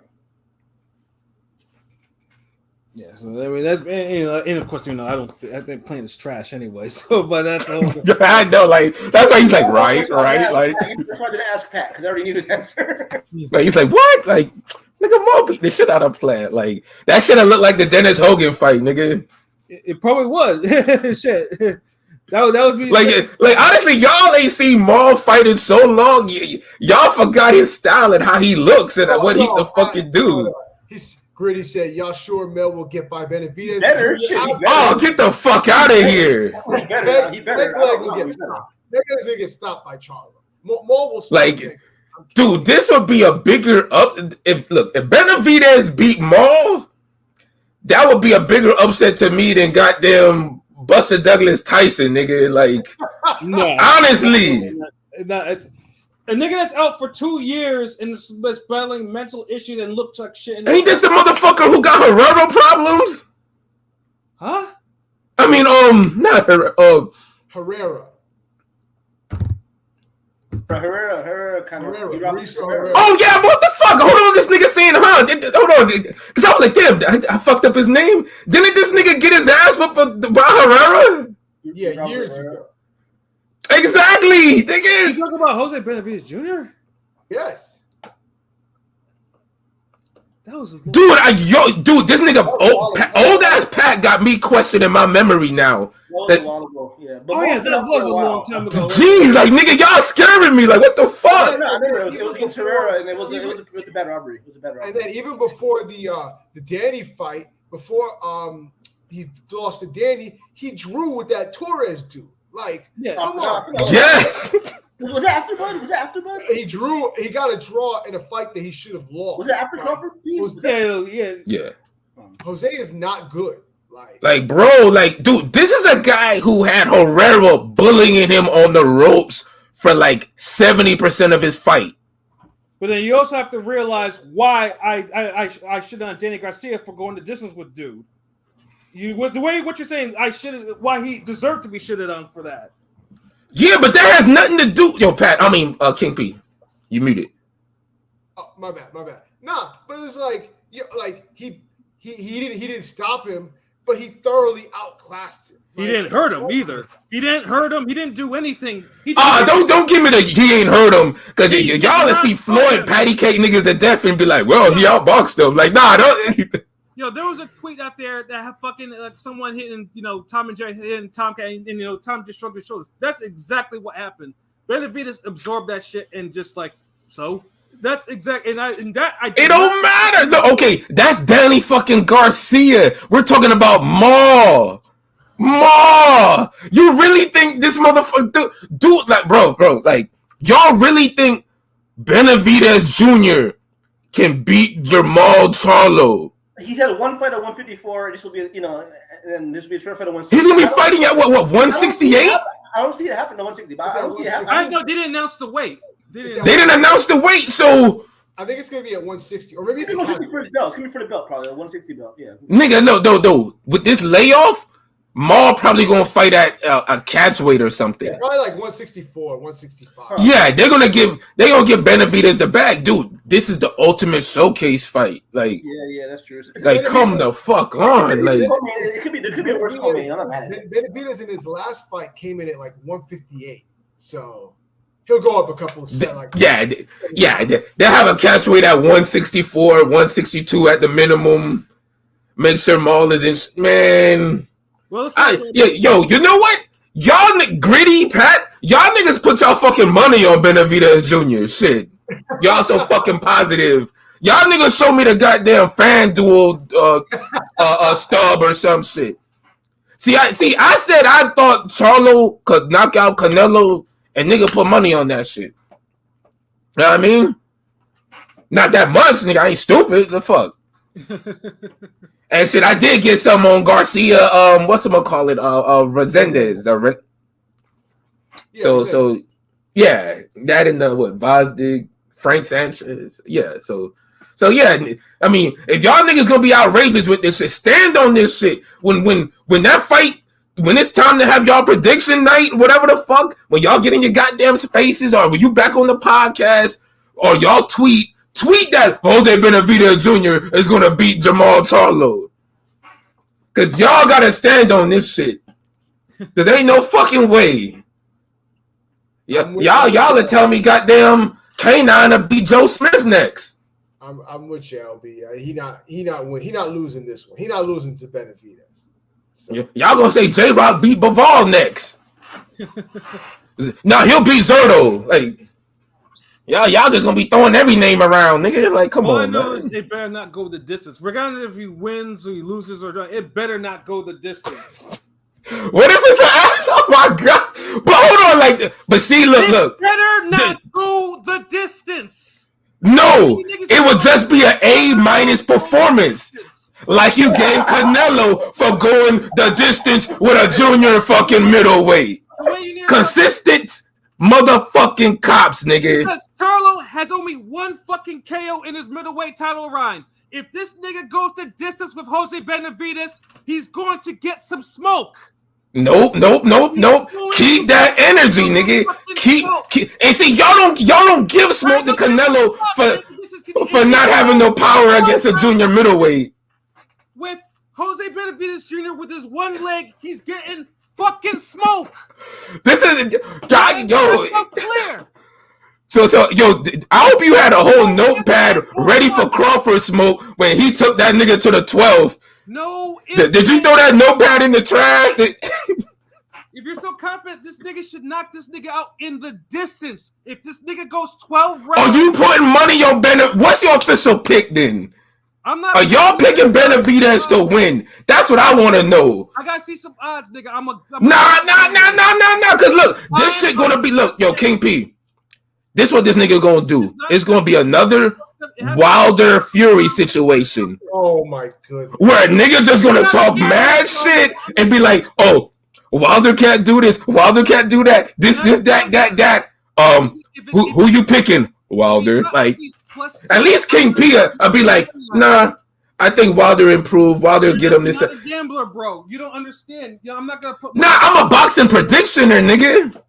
Well, yeah, you told me to put money on it. I'm not gonna put no money on it unless the odds are. No. I'm not even talking about putting money on Benavidez now, nigga. What's your official prediction?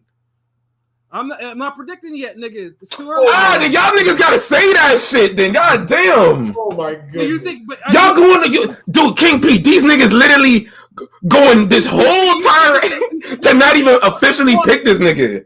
You think this is just gonna be like a walk in the park for this nigga? This nigga has looked trash for a hot minute, Jamel. Dude, all I'm saying at the end of the day, my thing is this: Maul is gonna beat him. If you think Benavidez Jr. is gonna beat Maul because Maul is so trash, then just come out right and just say Benavidez is gonna beat him. Yeah, that's all I'm saying. Y'all can't do this. Don't do this Fury Wilder shit again where y'all niggas will pick a nigga apart for years and say he trash and no, this, that, Destiny Child routine, and then y'all end up saying, nah, I hate Fury more, so I'm picking Wilder. Like, shouts out to Drizzy in the comments. Me too. I gotta hear about Jamal in training because I feel like he was on some coke binge. I don't know. He was on some shit. I felt like he was 2 years. I mean, he been training with Roy Jones. That's all we've seen so far. I mean, I don't know. I didn't see him in training. Like, I think Maul should win, but I mean, he should win. But I mean, this boxing, anything can happen. Look, hey, KP, if we're wrong about this fight, then goddamn it, we'll just be fucking wrong. Yeah, we'll be That's wrong. it. We'll be wrong, but I ain't gonna jump off the cliff to say Benavidez is gonna beat Maul. Like, damn.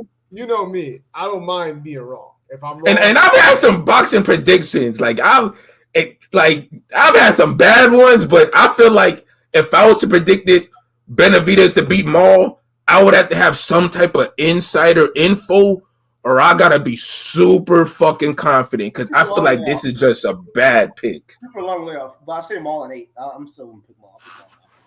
Damn. See, you saying by knockout. See, you got that energy for Pat, nigga. See, I'm waiting until this. I just want this nigga to win. See, I'm waiting until this fight's announced, and we're actually going to talk about it in an actual episode when we're about to do the preview for it. But I don't think it's a walk. It's not going to be a walk in the park for Charlo coming after 2 years. It's not. I just don't. Yeah, all right. So we remember what we know. All right. We'll wait till it's official. Yeah. But anyways, yeah, we gave this shit enough bars. We got 2 fights we got to preview real quick too, because and they're good fights. On top of that, the best fight this weekend, of course, comes from Matchroom. We got one Lee Wood defending his title against one Josh Warrington. Styles fight. This could either be a brawl and a half, or a foul fest and a half, or both.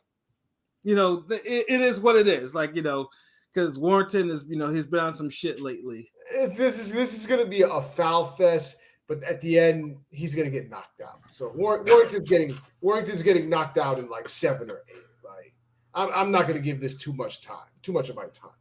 He's done. He's at the end of his rope. Lee Wood will finish him off.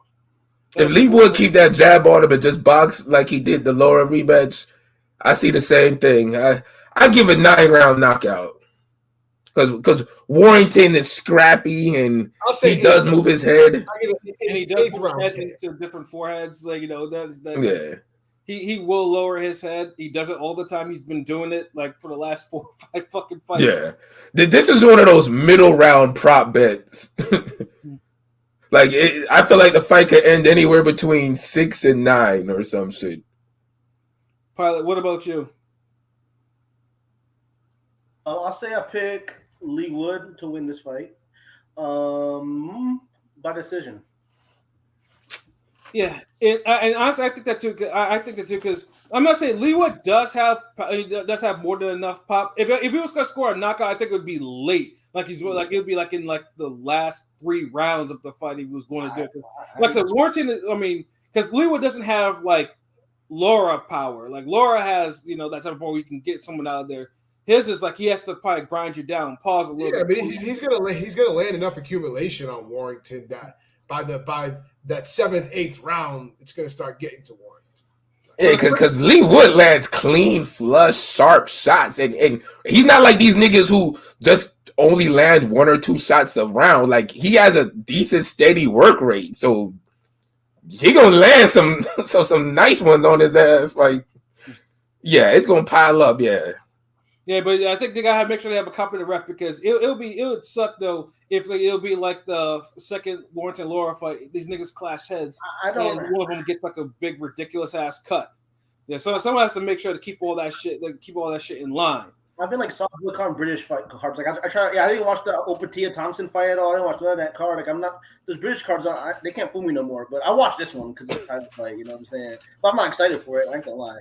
Hopefully it's good. But I mean, the main event is good. It's a good. I mean, honestly, it's a good solid fight because this is what Eddie wants all along. The Laura shit was just he wanted that for a minute, yeah. Yeah, the Laura shit was just some shit because he had to find some way of keeping Laura in the match room. Well, Eddie wanted it for 2 belts, but obviously, Venado Lopez made sure that didn't happen. But I'm sure Eddie wanted his unification, but whatever. Still good. No, Eddie wanted a belt between fucking Wood and Warrington. And it couldn't happen if both guys got knocked out by Laura. So it's like, he tried to save him. It's just Lee Wood, the only one who really did it. Like, yeah, Warrington didn't want no third fight. Warrington avoided that third fight and got his belt took anyways. But I like that Lee Wood's active because, like, if he would have never lost a Laura fight, just imagine what other fight we would have got if he would have fought 3 times. Yeah, exactly. I mean, he's fighting 3 times, but two are the same person, but that's quality. He did fight both times. Lee Wood did fight both times. I keep on forgetting. It feels like he got knocked out last year. That's the shit. That's the crazy fucking part. Like Lee Wood fighting 3 times. I can't get one fucking Keith Thurman fight. Really? Soon enough. Damn. Yeah. So I mean, like I said, Lee. I mean. The funny things too. The only thing I'd say is I know there have been rumblings with Lee Wood, pretty much talking like he's about to retire too. Because I know Lee Wood said he's not long for the sport either. So it's just like it's kind of weird because you think that this motherfucker. Damn, he's been saying that. What the fuck? Yeah, no, it has been because I know you say he only had like maybe a handful of fights left. And he's been saying that shit, and I'm just like, why? Like you're in the prime of your career right now. You got the fight. Like you're a commodity. Whereas Warrington is definitely near the end of his career because Warrington's. It's like he's getting old. He's getting beat up. There's only so much that a volume puncher that can actually do before he starts slowing down. Especially since one of them cracked his shit. So Wood probably is looking at all the punishment he's taken in the sport. It's weird because Lee Wood is actually older than Warrington. I would have thought Warrington was the older one, but no, Lee Wood's actually. I thought so too. Shit. I saw Lee Wood's like 35, bro. You know what I'm saying? Yeah, he's 35. Yeah. I feel like featherweight's kind of been bubbling. I've been trying to begin high praise of featherweight. It's a pretty solid division, you know what I mean? No, it is. It's just right now it's just trying to it's getting its shit together. 35 and you're in the middle of your big fight run. Yeah, you probably are going to be looking at retirement low key. Like I mean shit, look at Crawford, nigga. Actually, you know what? Let me go check some FanDuel. Let's check the FanDuel odds on this fight. I want us to see what they're actually like. It's not in New York, so I can't check. Oh, that's weird. You don't get that. That's such a weird thing that New York. I don't get UK fights in New York for FanDuel. That's so much horseshit. Like honestly, that's they fucked you over, man. That's horrible, bro. Like let me see what we got here. Okay, let's see. Lee Wood, Josh Warrington. Here we go. So overall money line, Warrington's the underdog at plus 215. Woods the minus 290 favorite. Method of victory. Lee Wood winning by decision is plus 114. By KO is plus 280. Draw 1600. Warrington by decision is 390, and Warrington by stoppage is plus 700. So, damn, is this the first time Lee Wood is the favorite? He's literally been the underdog like the last like 4 fights. Yeah. But he was definitely an underdog to Conlon. Yeah, he was definitely the fight before what's Zook? Is it Zook? Yeah, Laura. Yeah.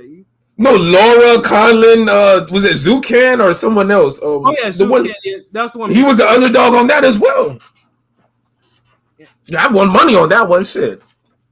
Yeah, it's at least the odds are. I mean, the Lee Wood winning by decision is not a bad bet. It's between decision or KO is not a bad bet. Like it could happen because Warrington is he knows how to stifle offense, and that's either he'll either do that with his forehead or he'll jab with you. No, real talk. Like Josh Warrington has an underrated jab. Like he doesn't get credit for being able to jab with his opponents a lot. Like. He makes it that's one thing he don't get credit for. He makes it ugly, like kind of like in a vein of Sean Porter, not comparing them. I mean, he makes it ugly but competitive most fights. But the funny thing too, he never used to. Like if you ever look at the fight with Frampton, motherfucker was putting hands on him. No, thank you, dude. Like he was. If you look at Frampton in that, Frampton looked like he just like crawled out of a car wreck, nigga. Like yeah. And that was Warrington put hands on Frampton, bro, and it wasn't all that forehead bullshit. The Galahad fight, no forehead shit. Not even in the first Laura fight was the forehead like that, there. He just happened to get cracked too many times, and then Warrington was like, "Okay, I got what's my repertoire."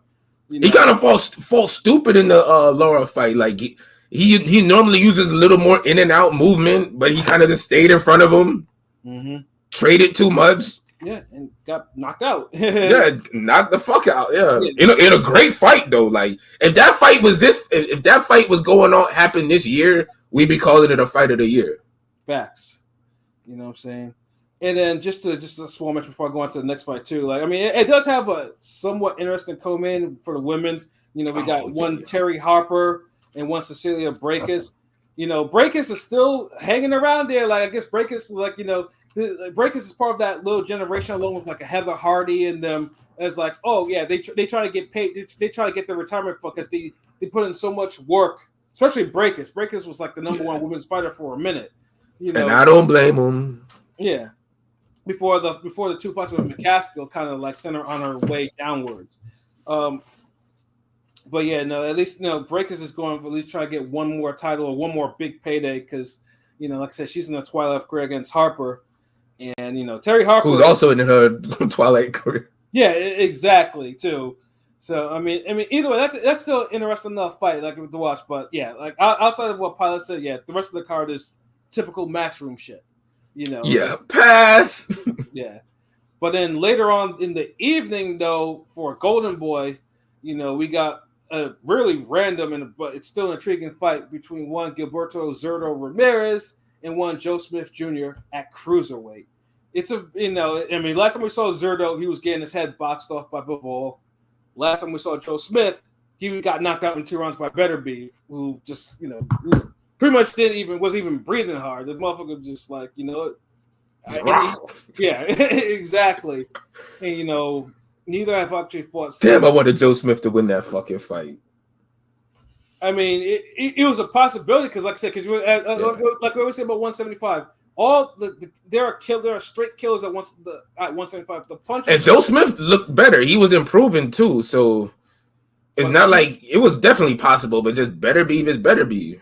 Yeah, and he jumped on him too. Like he was smart with the technique, like with the tactics. He jumped on a guy like Joe Smith. Didn't even let him get ready, set there, none of that shit. So that's smart too. Like I don't think a lot of people realize how smart attack that is sometimes. Like because you saw Jacob use it against Quillen, who kind of like disappeared for years after that. Exactly. But hey, Joe Smith is making his parents. He goes from that on ESPN to the Zone on Golden Boy card, and it's really random. And a cruiserweight. See, my thing about the cruiserweight fight is like Zerto himself. Like every single time this motherfucker at super middleweight, at light heavyweight, this motherfucker rehydrates and he looks like a small heavyweight, not even a fucking cruiser. Like dude looks like huge. Pause. Like motherfucker looks like he shouldn't even be fighting whatever in those divisions. Like motherfucker should be making the leap to heavyweight. Dude seemed like his career could have really started at light heavyweight or cruiser from the jump, or just put this nigga on some weights and just be a smaller heavyweight type of dude. But yeah, I put but because like I said, because the 168 days, dude was looking struggle because he was making weight, and you could tell he was kind of leaving himself in there because this nigga went life and death with Jesse Hart and shit like that. So it was just like I was waiting for you to say that. Yeah. Oh, shit. By the way, I just looked and I do have Wood Warrington on my FanDuel, surprisingly. So happy days. Here we go. That's what it is. Because I was like, let's just make it so weird that a fight like that even wouldn't be on the fucking on New York's thing. They be hating, but it's Lee Wood. Lee Wood come through. Yeah, absolutely though.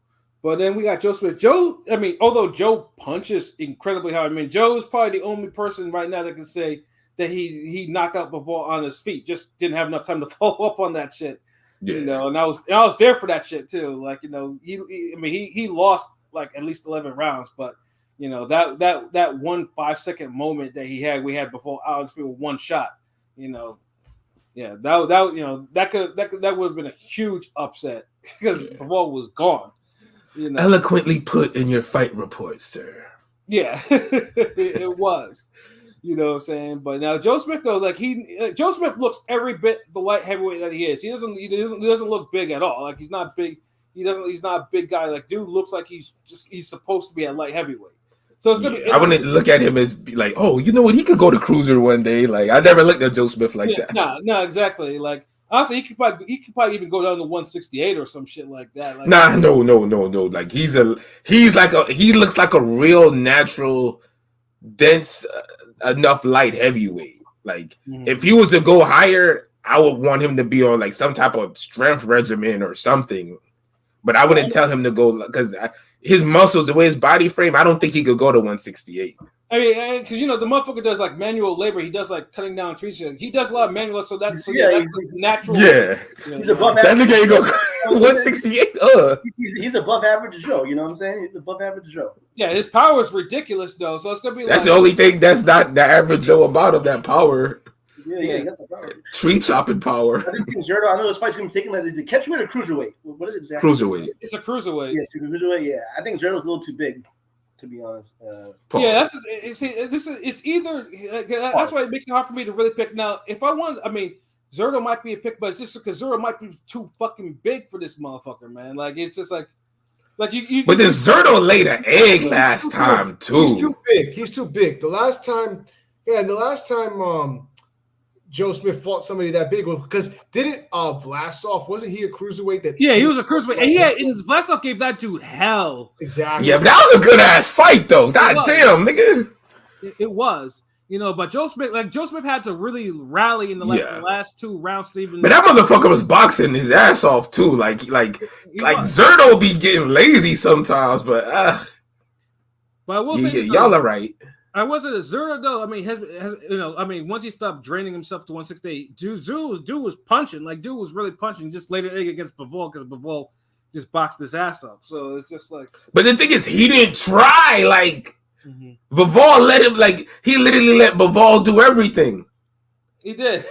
This nigga, dude, and I know. See, I didn't forget that fight because I was one of the main ones who was hyping it up. Like. Oh, Bivol Zerto, that's a great fight. Yeah, you did. You were really hyping that shit up with Zerto because you really had thought Zerto would beat Bivol. If I'm not I was with LB too. I like to let him be on his own. I thought, because it was the end of the year, I was hoping either that or Progress the Payto was going to be a fight of the year contender, which neither one was, right? Yeah, you see what I'm saying? And it's like Zerto. I think after the 3rd round, like I don't know what it is, like because Maki Garcia did it. I don't know what it is with Mexican boxers and giving up in the 3rd round. But y'all niggas have picked that third fucking round and be like, all right, you know what? I'm good. I'll follow you around. Throw a jab every now and then, but yeah. And go ahead and jab and beat me up, nigga. Here.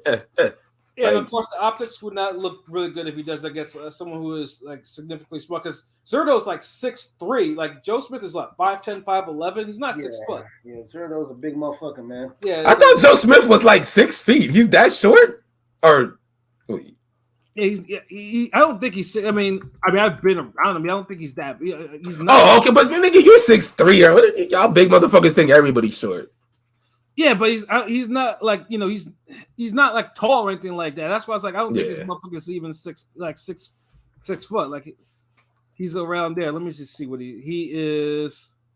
Who? Oh, Joe Smith is actually 6 feet even. He's 6 on the. Told you, damn. But compared to Zerto, though, Zerto still holds like 3. Because Zerto is a big motherfucker. Zerto, your size, nigga. Y'all need to fight. What the fuck, that? Yeah, no, like, that's what I said. Like, y'all big motherfuckers, y'all think everybody's small. Because I'm like, Joe Smith ain't no fucking 5'10", 5'11". Like, nah. I mean, like I said, the nigga looks smaller than me, though, but who knows? Niggas be, honestly, the height thing is just all over the place in boxing. Because some of these niggas don't look as tall as they are. Some look shorter than what they are. Some are taller. Like, yeah. I mean, sometimes you can tell the height is a little fudge, like on some wrestling shit. Like, Yeah. Niggas really tried to make Iverson and Stockton 6 feet. But Ayo Kingpy, so what do you think will probably go down in the Zerto Joe Smith fight, bro? Zerto decision. Maybe a late KO, but I'll say decision. So I don't see. Honestly, as much as I don't see him having much trouble with Joe Smith. Like I said, I don't think Joe Smith's a big guy like that, like Zerto is. I think he has trouble with bigger guys that size, and he throws too much punches for Joe. So unless Joe catches him coming in with something, it's not going to be good for Joe. I think Zerto by decision. Scorecards? Like 117, 111. Oh, damn. What about you? Pretty similar to King P. I think, again, if this fight was at 175, I think it'd be a close. I think it'd be more. I think it's still gonna be a competitive, good fight because it's on Golden Boy, right? Yeah. Yeah, and Golden Boy's been the cards that aren't supposed to be good been good. So I'm having higher hopes, I guess. But I think since contested at cruiserweight, I definitely think Zerto's gonna win at probably 116 or 112, or maybe get even a late stoppage. He might get a late stoppage, in like the 11th or some shit. But I'll say 11th round KO for Zerto. Okay. Yeah, because I don't think Zerto's ever been down. At least I don't think. No, Mexicans got that fucking, they got that zombie chin most times, So well, no, I mean, Nuggets just. But he's been hurt against Hart before. Hart like crazy. Like Hart was having him on Queer Street like pretty frequently in those two fights. Like Hart was like, Hart was getting a career just giving him hard fights. Yeah. I think it was moving up with him. Like, hold on, you go in there? Like that was low key. Like they had like a little Andre Canelo thing going on. But if they actually would have fought, right. But what about you, Elby? What do you think about what do you think is going to go down in this fight? What's your prediction? I mean, y'all saying all the right things. I guess I'm the patriot in me is like, Joe Smith, get him. Oh man, I'm like, damn, I want to see this nigga lose against a Russian, a Mexican. Like, who else next? Like, the fuck? Shit. But to be honest, neither guy really impressed me in their last fight, though. So It's a real hard crossroads bout for me to just be like, who's gonna win this shit? One guy lost before it started, and one guy made sure it never started because he never got it going. He was just like there, like, so it's like that's like asking for like either a burnt sandwich or an undercooked chicken patty or some shit. Like I got this grilled cheese, nigga. I know it's just burnt, but I got this chicken. It might have a little salmonella in it, but what you want? Y'all said the right things with Zerto being bigger, more naturally aggressive. But he's not really the boxer like that because boxers, like aggressive boxers, give Joe Smith the trouble. Not like brawler niggas is gonna be in his wheelhouse. Right. You know what? Fuck it. Joe Smith by decision. All right. That's what it is. I mean, you can. I mean, like I said, you know, because I mean, I see it happen like, if Joe Smith lands some shit and Zergo's like, oh shit, this motherfucker is hurting me, hurting my big heavyweight ass. Like, I need to, you know, go on the show a little bit. Because Zerdo, like, anytime Zerdo fights somebody who could throw with him, or like, you know, it's like they be overly competitive with this nigga. Mm-hmm. And it's like Joe Smith don't really lay down. You either just got to get him before he gets you. Pause. Right. And it's like, I don't know if Zerdo just going to jump out the gate and just swarm dude. And even if he do, he might run into something. So, and you might just have some back and forth rounds. Damn. So you picking Zerdo, right? Yeah, I'm gonna go with Zerdo by decision. Like, I mean, like just simply because I just think, like I said, because Zerdo's he's gonna be like 210, 215 pounds. We all know this. He's gonna be a big motherfucker. Damn, you put it like that, but and I'm not even capping either. It's like you're not. That's the funny part. That's the facts about it. Like you're not even capping. That's like that's a real statement. But damn. Yeah, I think he's just gonna bully. He's gonna bully Joe Smith around. He might let, because you know Joe Smith is not the most defensive person in the world. You know, he'll keep them hands up though. Yeah. You know, like he'll make him work for it. Yeah, you know, I mean, yeah, definitely for that. But I just think Zerdo will probably just beat him down over the course of it's 12 rounds too, which is crazy. So it's 12 rounds for a crossroads fight that's not for a title or. Yeah, so I mean, I think it's gonna be like a 116, 112 for Zerdo, something like that. Now, obviously, if Joe Smith knocks him out, I'll be like, shit. Well, that's how the cookie crumbles, nigga. It's shit, you know, like that, you know. But yeah, it's either going to be like, I mean, it has the potential to be a firefight because Lord knows Golden Boy has had fights where Neri Hoven Nation was not unexpected. That shit was that was going to be a war. Mangira Doriachico was not supposed to be as live as it was. Yeah, and that shit was a top 3 fight. You know what I mean? And then remember Diaz Gesta. That was pretty good. That was good too. That was a good. Yeah, that was a good one too. And everybody was. Well, I remember King P like, yeah, whatever. And then I'm like, yo, this fight ended up good. Nigga, like Coleman is decent. The Coleman, they got Beck the Bully versus Alantez Fox. You know, the Michael Fox's brothers. That's a decent Coleman, I guess. Yeah, for Golden Boy, yeah, that's definitely a decent. Hold on, wait, Alantez Fox. The tall ass nigga that dropped Andre back in the day on HBO. The wrong sport ass nigga. Yeah. That should have been NBA nigga. Michael Fox's brother. Yeah, I'm good. He's like, yeah, I'm good. Alante Fox is the one that can actually punch. You know, he's a better puncher than his brother. I know one of them could box and one of them could punch, ain't it? Yeah. Fox is better. I mean, Michael Fox, the one that got robbed by Maestro, is a better boxer, but he got no power. He's the better boxer. The other one's the better puncher. Right. But they both need each other. I'm just saying because that Andre fight was horrible. Yeah, it was. But that's the last time Andre was ever on HBO because they was like, yeah, nah, you like this nigga isn't it. Yeah, like we're not gonna build HBO. We're the last remaining remnants of HBO boxing around you, bro.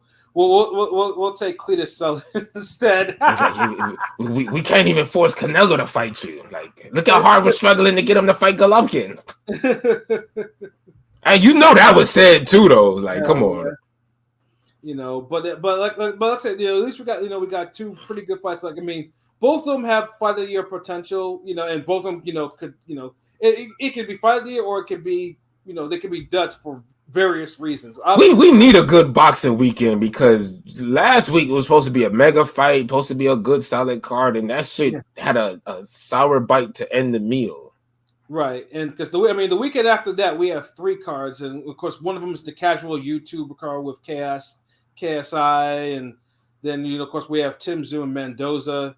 and then we have the useless weight unification the week after that. That's You said the useless. I mean, Logan Paul and Tommy Fury.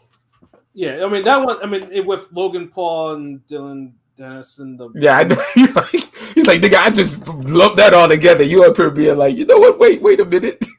Yeah, I mean, obviously, you know me. I give two shits about those cards, but the motherfuckers love us talking about that shit for whatever reason. I'll watch them. You know what? I don't, because I love boxing. I'll watch those type of cards, those fights, because I like to see it. Like, and sometimes I come across people who want to learn to box because they want to do the influencer boxing. So I'm always like, yeah, well, take this shit serious, and you can beat up these niggas. And I get it, but I know KSI and Tommy Fury are just a little bit too struggle based to me. But like I said, I feel you, but I kind of want to see, like, I'm interested in it only as a reference to see, like, because I know how KSI and the Paul brothers are always trying to one up each other. Mm-hmm. So if KSI actually looks better against Tommy Fury, that's like, well, damn, like, y'all niggas is like, whoa, come on. Or beat and then it's like, I want to see if it can Tommy look even better than he did against Jake Paul. The one fight I kind of like, I think that's on it, is the Logan Paul Dylan Dennis, just because of the whole. I'm sure y'all saw that fucking the whole. I think I just said that, nigga. Oh, my fault. Oh my God. I don't. We can't even do a scroll up when it's live. It's like, nigga, Hot Tub Time Machine. I don't know what the fuck. Reverse. Yeah, but like because the zone has invested so much money into the influencer boxing, probably more than the other boxing, but that's a whole different conversation we've had before. We'll probably have it again at some point.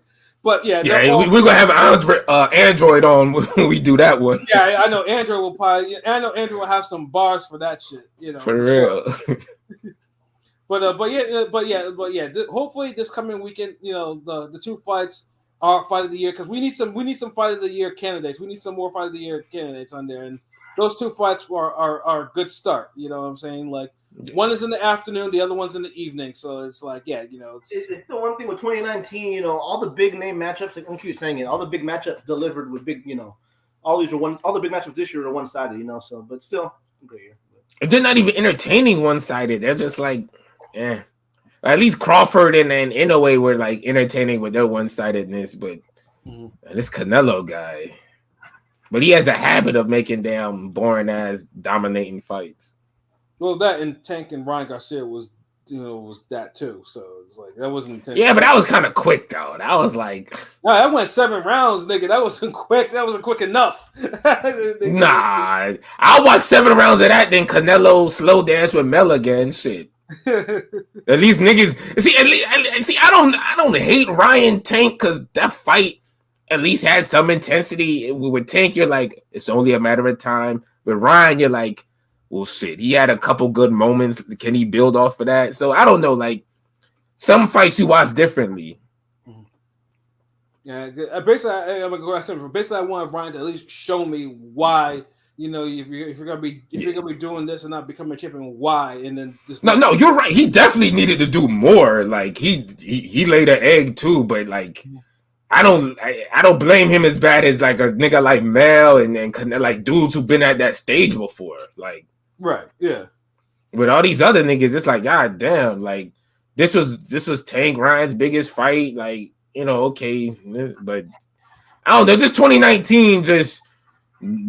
Big fights happen and niggas fought big. Like, this year, motherfuckers getting big fights and they fighting small. Yeah, it's literally a nigga trying to fit a Sega Genesis cartridge into a fucking PS4 or some shit. Like, like that's what y'all niggas is doing. That's what these performances are. Like, you tell everybody, like, all right, we gonna play NFL Blitz, bring your controller after school. Motherfucker, he bring a goddamn instead of the Nintendo 64 controller, this nigga bringing Super Nintendo controller. Like, like we all sitting on the couch like, yo, nigga, what the fuck we gonna do with that? Like, I don't know, man. Like, yeah, nigga, yeah. We can't have no fucking super year of boxing if some of these performances aren't super. Right. So please, PSA for the niggas on the rest of this year, like, this is y'all moment. Like, please seize it. Like, there's so many elements working to make boxing even bigger than what it is. But if you guys don't put your best effort out, you know, the moment ain't gonna be the moment like it should be, man. Charlo Canelo really deserved to be a moment because it seemed like it was a moment that was brewing for years, Right. and it ended up being a moment. Like these niggas is some fucking schmoes. Like Case, man, Case. I'm sorry, Mason Cam. I said Case, ma'am. Damn. I'll be watching that show every day. I'll be watching that shit at work every day. These niggas roasted them dudes, like, man. So it's just like when you got like and I don't even know if I want to see Crawford Canelo. I'm just kind of through. Like y'all niggas fight the top guys in y'all divisions. Like I'm done with all these damn time skips and weight skips and multiverse fights. Give me regular ass fights now. Yeah, we need Canelo Benavidez. Nothing else. Yeah. Canelo winner of Benavidez Andrade. Let Morrell Jr. keep doing his thing. He could be the dark horse somehow. Maul Plant, y'all keep winning, doing y'all thing, whatever. Tim Zoo, you know, let's see the male fight. Charles Conwell, Fundora, Lubin, all you guys still up there, keep doing y'all thing. And 147, Stanionis, Thurman, Crowley, Boots, y'all keep doing your thing.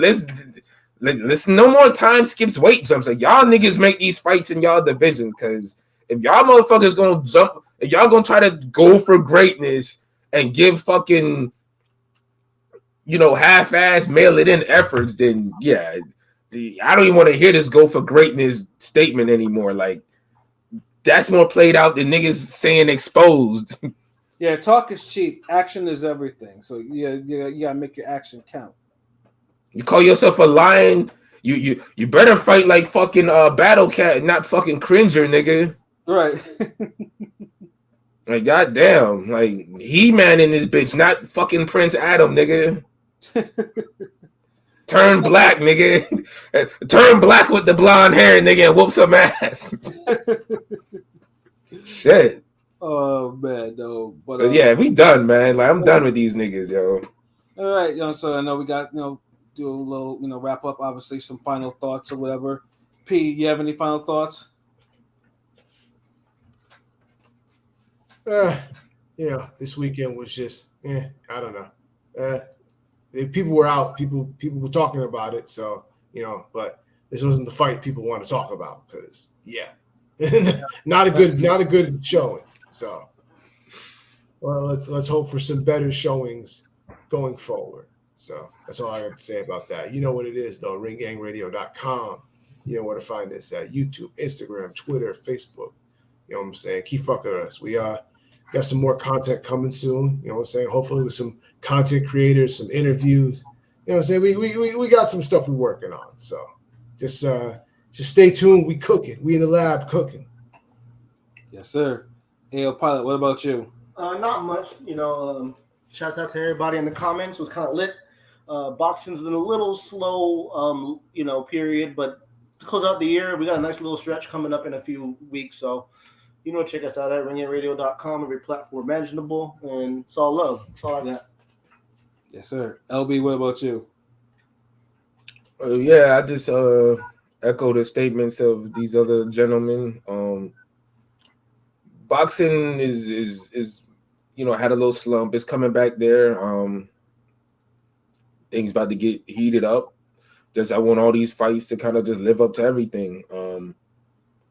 We still lacking a good heavyweight fight, but maybe we're just being greedy this year, or maybe niggas is just not want to be heavyweights like that this year. I don't know. But, maybe unless we're gonna have a resurgence of heavyweight fights next year, this shit is unexcusable, really. But facts. We'll see. I'm low key looking forward to this weekend. We got potential fight of the years, potential knockouts of the years waiting for us. That's what's up. The great podcast with these niggas is just jokes. Everybody brought up good comments, good point of views, real good energy. Love the comments, energy. Glad everybody checked in with us. I apologize if I missed shouting you out in here. Because y'all niggas was really in here today. So Word. the only thing really I know we on horizon, of course, articles and more content and shit. Like my nigga King P said, we might drop that Bodega Chronicles mixtape, hosted by my nigga King P. Now I'm playing on that, like y'all chill. But shout outs to everybody else in Ring Gang. PJ just had a successful seminar. Yes, sir. I think a week ago. He had a bigger turnout, so that's what's up. He's gonna have another one in October. And he's just dealing with the fundamentals. So if you're up in the Canada, Edmonton area, whatever, holla at your boy, let us know. And we try to make that happen. So salute to him. Salute DZ, Rome Top 5. Clanarchy's back. The nigga just sent me a clip to a new beat.